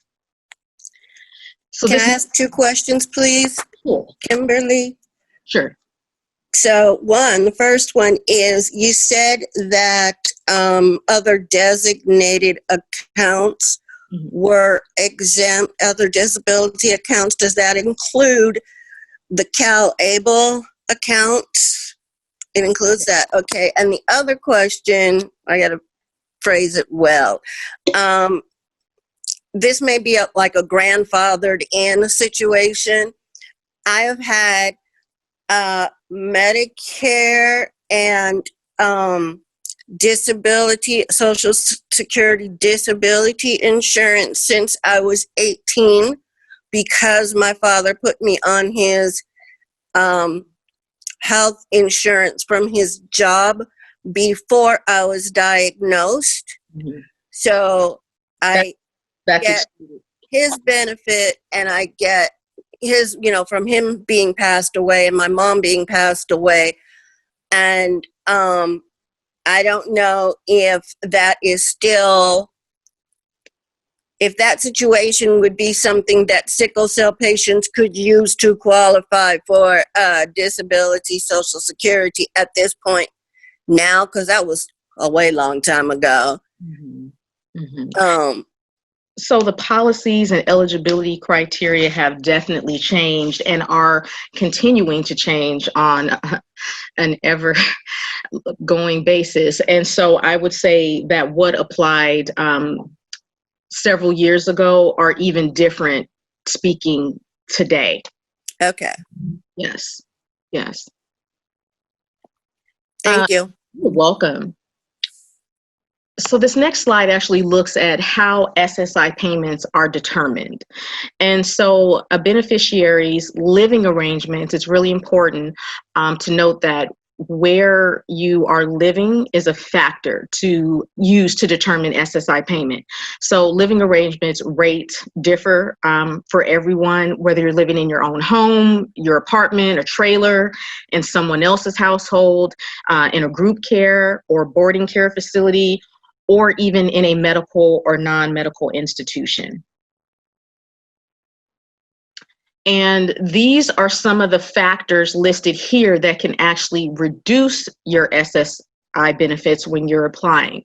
So when you're living in another person's house or apartment or trailer, and you are paying less than the fair share of food or housing costs, when you're living alone in your own home or apartment or trailer and someone else is paying for all or part of your food, either the rent or mortgage or utility bills, when you are in a hospital or nursing home, either for the whole month, and Medi-Cal ends up paying over 1/2 of the bill, or if a minor child in private insurance and Medi-Cal pay together for over 1/2 of the bill. What can also impact your SSI benefits is when you're in an institution that's run by a state, a federal, or a local government for a whole month. So if you happen to become incarcerated for whatever reason, that can definitely impact your SSI benefits. And in a lot of cases with patients that I've worked with, it's my experience that the benefits have been terminated, and when they are released, they will have to apply for SSI all over again. And this slide I just threw in here because I thought it was important. These are some important notes to just take home for both SSI and Medi-Cal. So you automatically become eligible for Medi-Cal health benefits if and when you are entitled to SSI. So if you apply for SSI, you automatically become eligible for Medi-Cal. If you are no longer eligible for SSI because of earnings for work, so if you end up finding a job and you are earning wages beyond what the cap is for your limit, your Medi-Cal benefits will continue. And then Medi-Cal is, again, it's a state-funded program with its own eligibility guidelines. We're not really focused on Medi-Cal today, but they have, Medi-Cal has its own eligibility guidelines and services for low-income and low-resource individuals. But I just wanted to mention the three main categories of Medi-Cal beneficiaries are either pregnant women, children and teenagers, and individuals who are aged 65 and older, blind, or disabled. Now, GHPP, I mean, I keep saying GHPP, I'm focused on GHPP, but SSI and SSDI actually have some pretty extensive reporting responsibilities. So here is a list of things that you must report to the Social Security Administration. So either if you are applying or you are doing a recertification, these items you must report. So if there is an admission to an institution, bank information, change of address, change of immigration status, change of your name. If there's a death of a family member, do not continue to receive those SSI payments. It would not be good. You must report. Receipt of another government benefit, so like general assistance, you are not able to receive GA and SSI simultaneously. You must report. Wait a minute, I have a question. Didn't they just change something to where if you're on SSI, you could get food stamps now? Yes, so that, right. So that recently came into, thank you, Janelle, for that. That recently happened within maybe about the last month or so. So thank you very much for that. You must report starting or stopping your change in work. If you get divorced, if there is an improvement in your medical condition, if there is an inability to manage your funds, if you become incarcerated, if you get married, if you go outside of or travel outside of the United States for 30 days or more, or if you have a warrant for your arrest. Wow. Yeah. So now for SSDI reporting responsibilities, must report if you adopt or birth a child, if you are offered services under the Ticket to Work program, which is formerly known as Welfare to Work, or if there is a receipt of pension from work that's not covered by Social Security. So if you have a previous work history and you became vested as an employee and that particular job offered a pension plan, you must actually report that to the Social Security Administration. So as you can see, Social Security is based on a number of facts. And then due to the SSI program, there are, countless reporting responsibility guidelines that you are supposed to ascertain to and follow. And here's another slide of additional reporting responsibilities. So if you are age 22 and you are still in school, again, if there is a change in income, if you are living with a friend or a family member and you happen to move out and you're living with someone else, you must report that. Changes in any type of resources, help, if you're receiving help with living expenses from a friend, family member, guardian, caregiver, a separation from a spouse, and then work expenses. So there is a form on the application that is identified as Form 8011. And these are additional reporting household contributions. So they will ask a lot of questions pertaining to food, who pays for food, rent and mortgage payments, any property insurance, real property taxes, electricity, gas bill, heating, fuel, water, sewage, or garbage. And again, this is, Ms. Nadina mentioned that the GHPP application is extensive. The Social Security application is double the length and quite extensive with multiple questions. So there's even questions on there that ask about, do you eat every meal during the month somewhere else other than your home?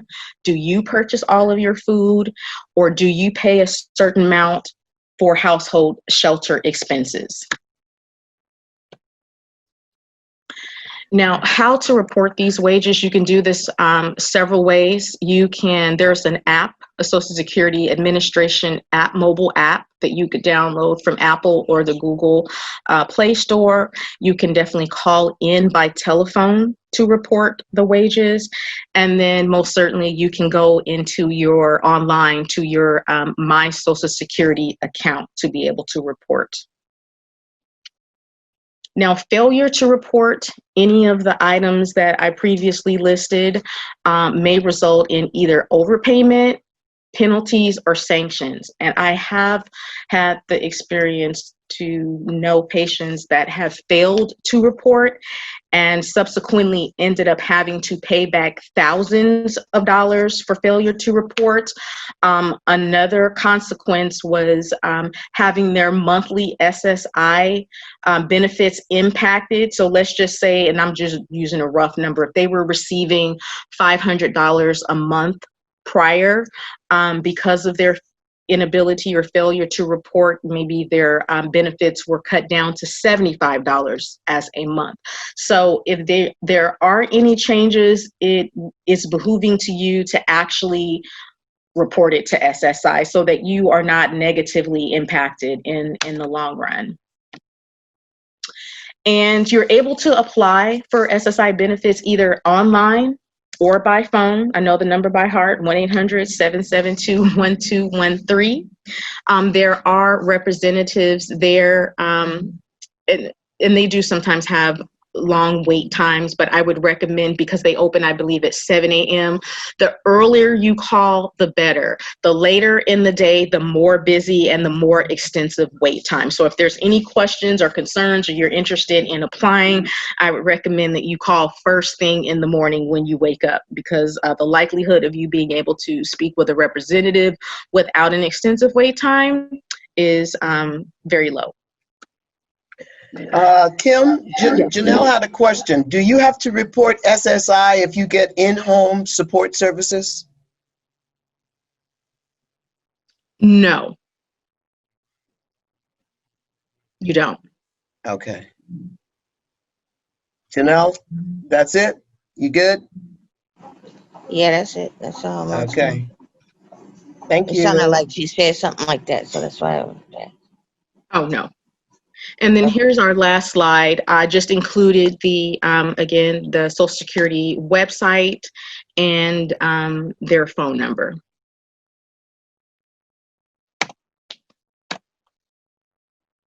So are there any questions?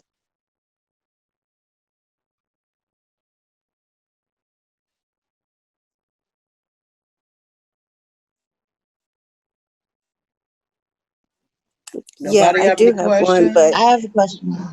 you may go not ahead. be able to give me the answer because it's a Medi-Cal question, but my question is, for those of us over 55, how does that work with Medi-Cal coming after our kids to pay back part of our care if we pass, when we pass? I'm sorry, so what was that question again? If we are over 55, yes, Medi-Cal sent a letter stating that our children could be responsible for the monies paid for our care once we pass away.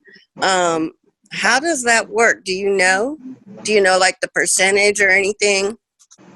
No, and that's definitely something new to me. I've not heard that.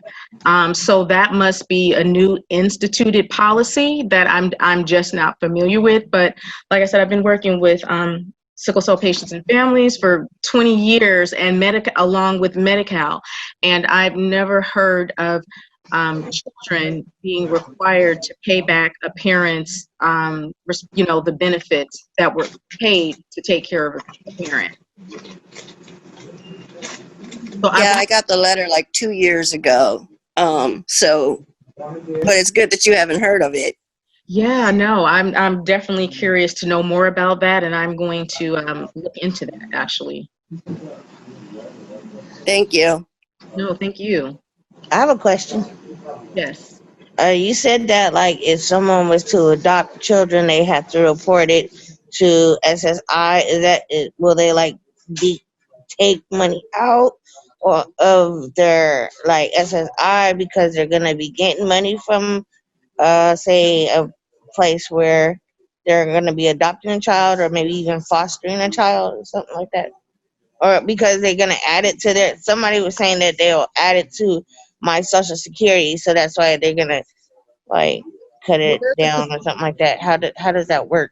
well, there's a potential for, they want to calculate and account for every individual that is either contributing to the household or that the beneficiary is financially responsible for. So they're looking at your family unit as a whole comprehensive family and what that family's finances are looking at, the outgoing money, the incoming money. So that's why they're, they would inquire about the report that you report an adoption, or if you even have a child. So that would be addition. Let's just say if you ended up having a child, or if you adopted a child, those are now additional funds that you'll be required for feeding another person, housing another person, caring for another person. So they want to have a whole picture of what's going on with the finances so that they could potentially calculate the outcome of your monthly benefits. So it'll decrease basically the amount of money that one person would get if they adopt a child. Like, No, it actually may in fact increase, not decrease. It may, and in fact, increase the benefits, right? Because you're now taking on the responsibility of caring for someone else. Now, again, benefits are actually, it's important to note that Social Security, the distribution of Social Security benefits are based on a case-by-case basis. So every patient does not receive the exact amount of Social Security benefits. Everyone receives a different amount, and that's because there's different varying factors involved in everybody's life: where they live, how many people live in the household, are they financially responsible for children or a spouse, are they married, is the spouse contributing to the household or paying of the bills or for the food, or so there's a lot of factors that go into the consideration of how benefits are actually paid. okay, and do someone on housing have to report to Social Security that they're on housing? No. But that application, again, Janelle, is very extensive, and they will ask how much your monthly rent is and the amount of your monthly bills. But they don't specifically ask if you're on housing. So what if somebody like paid full price for a house or an apartment and it exceeds the amount of money that they get from SSI? Will they increase their money to try and help them pay their bills, or it just stays the same? I'm just curious. I mean, I don't know. I'm just asking. Yeah, no, it's not going to be a guarantee that your benefits will be increased because you purchased a home, you said? Or like say someone has an apartment and it costs like what, $2,000 and they only get like $900 a month. Maybe somebody's helping them pay the bills. But their Social Security does not accumulate to the amount. They're basically living above their means of money. Right. And so again, though there are a number of factors that will determine how much you will get. And because you're in, let's just say, an $1,800 apartment, or even $2,000 or $1,500 apartment, those are not factors that actually determine your overall monthly benefits. It's everything combined together, but most certainly they do take that into consideration, but it's not solely based on how much your rent is every single month. Okay. And also, I noticed that every year my Social Security increases. So will it increase for the rest of my life? Or will it just stay the same? That's a good question. actually, again, it's on a case-by-case basis. I've worked with patients who've had the same amount of monthly benefits for 5 to 7 to 10 years. I've also worked with patients and families whose benefits have actually decreased over the years. So again, it is based upon, a case-by-case basis. And then there's also what's called the annual recertification. So, and that could be, and that's different for everybody. So sometimes for some patients, it's every 3 years that they may reassess your medical condition or your situation, or it can potentially be every 5 years. So based on maybe your reassessment that was done by the Social Security Administration regarding factors in your health, living situation, and things of that nature, that's why you've earned an increase on your monthly benefits. Okay. Thank you. You're welcome.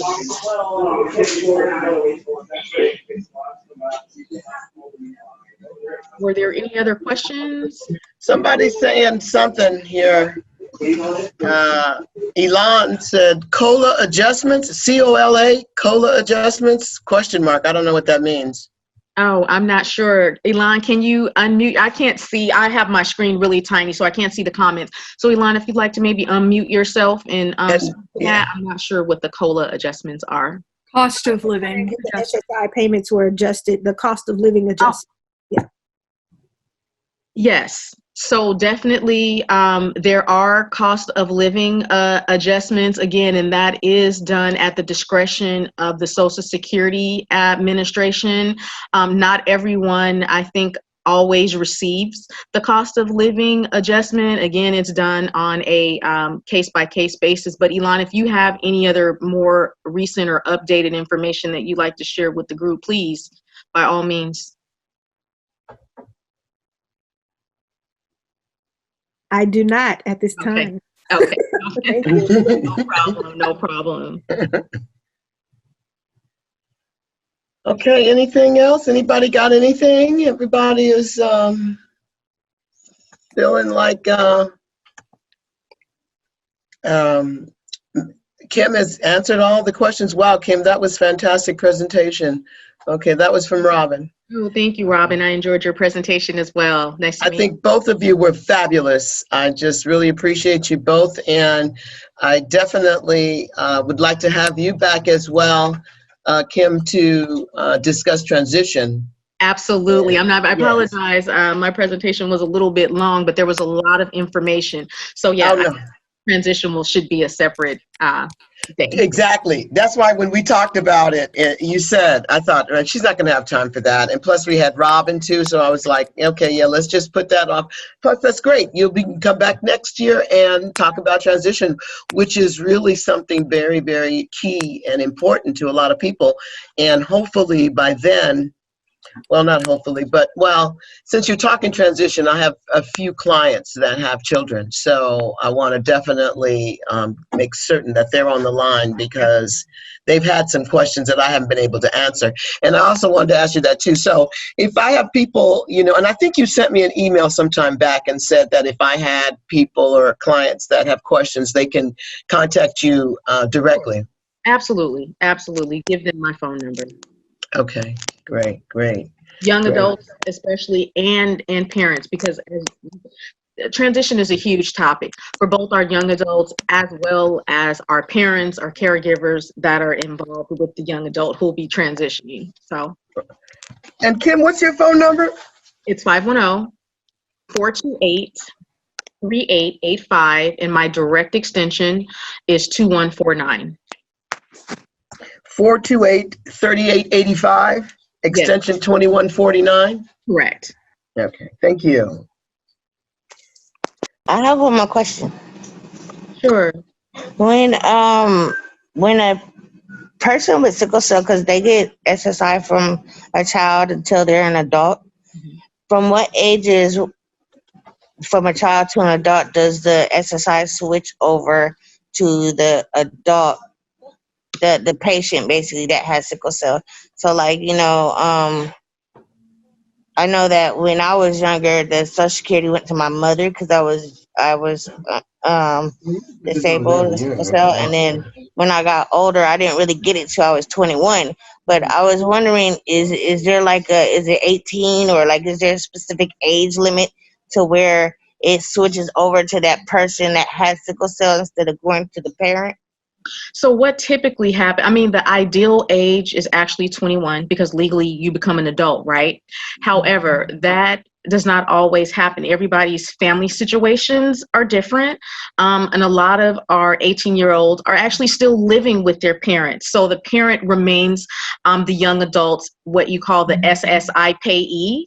And then typically my young adults come to me at about age 21 or 22 when they're ready to move out or they want to move with friends. And they're like, Miss Major, I don't want my mom or my dad or my grandma to be my SSI payee any longer. Can you help me with this process?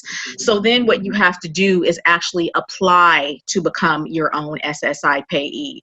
And what happens is you call the SSI, the Social Security Administration Department. There's a form, FE 250 form that you complete, and that form there's a section on the form that you complete, and then you also bring that form into your physician. And what has to happen is the physician is the one that actually makes the determination as to whether or not they feel like you are capable of managing your finances independently without a parent or a guardian. Okay. So, your parents could indefinitely be your payee until you, as a young adult, say, I don't want this to happen anymore. I'd like to manage my own finances. Okay. I was just wondering. Yes. Even though I don't have no kids, I was just wondering. Good question. Good question. Yeah, I was going to say that was a good question. So, yeah, I think that this has been a great interactive session, and I'm really, really happy that, there were so many questions because, we were in that last GHPP, and that's why I said, hey, we're having one, right? Because then people were, and they only had it for like 30 minutes. I'm thinking that is not enough time to be talking about GHPP, right? So, yeah, this has definitely been invaluable, and can I ask really one more question? Go ahead, Janelle. So, if someone has a child and the child doesn't have sickle cell, but the parent has sickle cell, does the child get SSI along with the person that has sickle cell? Like if I had a child and I'm on SSI and I can't work and everything, but I still have to pay things for my child, will I get extra money for that baby because I can't work and I'm a disabled person? Like, do they get money too for that baby? No. So, your child, unless they had sickle cell themselves, they would not be eligible for Social Security. So it would only be you.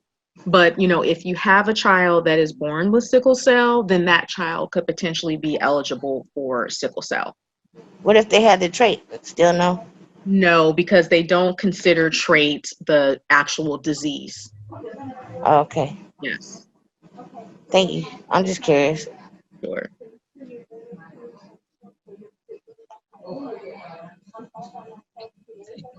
Okay. Well, Torres, I guess if there's nothing else, Torres is going to close us out with a little bit of movement. And I just want to thank you all for joining today. And hey, look forward to next year because we're going to be doing great things. And Kim and Robin, they'll be back. So you want to definitely be tuning in. So I'm going to turn it over to Torres. Thank you all for your support, and I look forward to seeing you. I'm sorry I had camera issues, so nobody could see my face, but that's pretty much how I look, Kim, right there. That picture of me. A lot of people put up pictures. They don't even look like that now, right? but that's how I look, so it's all good. All right, so Torres, let's go out with a bang. All right, sounds good. If I start coughing, bear with me. But I'm fighting the cough right now. So as Nadina said, we're going to finish off really quickly. Think about the exercises we just did previously, and we're just going to piggyback off it. So we're going to hold our hands up again like this, but instead of going up and down, we're going to open our hands up and bring them back down. So now we're actually incorporating our shoulders and our pectoral muscles, or otherwise known as our chest muscles. So as I move, and I'm going to hold my elbows up a little bit higher, but you don't have to. I'm just showing you the movement. And just that simple movement, again, now I'm actually incorporating my chest, my deltoids, my shoulders, my traps, so the trap muscles are up here. And then it's that same movement again. But instead of going up and down, we're now changing the plane of motion. So again, simple things. You take your basic movements and you just apply them, and you can get really quick, really effective workouts. By the time you get to 15, which I'm at, you're probably already feeling the burn, which is great. And then you can just stop. Just kind of roll your head side to side. And just this simple movement here is working your neck as well. So now, going side to side, we're going to work our different neck muscles. And then you kind of stretch, try and get your ear to touch your shoulder further, and then bring it all the way to the other side. Try and get that other ear to touch the other shoulder, stretching our whole traps, neck part of it, and going back, and then going back and forth a couple of times. Okay, going back to our hands, we're going to hold our hands this way now, and then we're going to open and close, open and close. So we're just kind of, it's almost like we're waving to ourselves, but we're keeping our wrists bent as we move our fingers. Again, we're really trying to get our metacarpal muscles to really engage and focus here. Again, this is very preventative towards carpal tunnel. The reason why a lot of us do get carpal tunnel is because we're typing a lot all day and we're at weird angles, but then we don't work our muscles out to get any of that stuff that resides in there out of it, right? So then it just gets all crusted and scar tissue and all that stuff. So that's usually kind of one of the things that tends to happen. So the more movement we can have in our hands, the better it'll be. The stronger they are, the more resistant they'll be to those types of injuries. We'll do this about 3 more times. And now the last thing I'm going to do and show you is a little bit of an explosive workout. So this is why I changed my position so you all can see it. But basically, put your chairs at an angles or wherever you're at. Angle yourself out so that you're sideways on the camera. And then all you do is you just stand up and get your knee to your elbows. So just in case you can't see that, you'll knee to elbow. So sit back down, sit up, knee to elbow, come back down. Sit up, knee to elbow. So you do 10 on one side, then you do 10 on the other side. Very simple little movement there. Let's just go 4 for today. Just to kind of get it going. So this is 4 on my left side. Now I'm going to do 4 on my right side.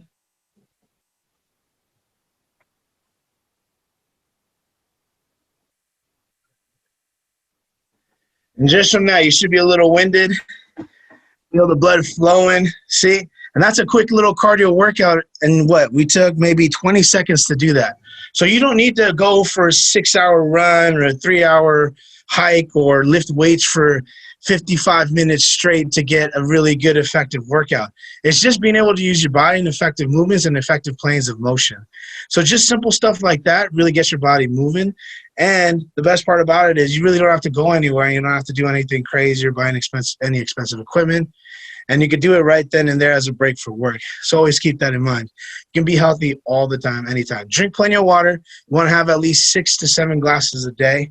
I know that seems like a lot, but if you really count it, it's really not that much.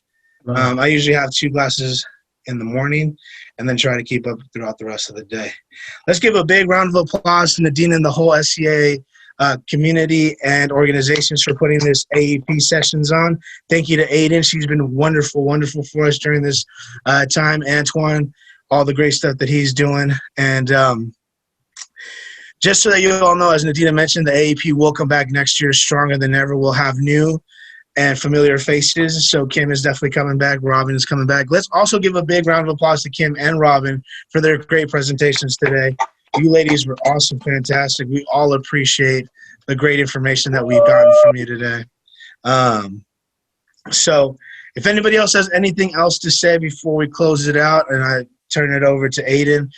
For me, it's been an honor and a pleasure working with you all during these past 9 months. In terms of the exercises, the health portion, and then my own personal presentation, I hope you all learned a lot and gained some valuable knowledge from that. Again, you can reach me at kmtorres@scaasf.org. I'm always here and available for questions. I am the development officer for Sickle Cell Anemia Awareness, SF, and the outreach coordinator as well. So thank you. Have a wonderful day. Stay healthy.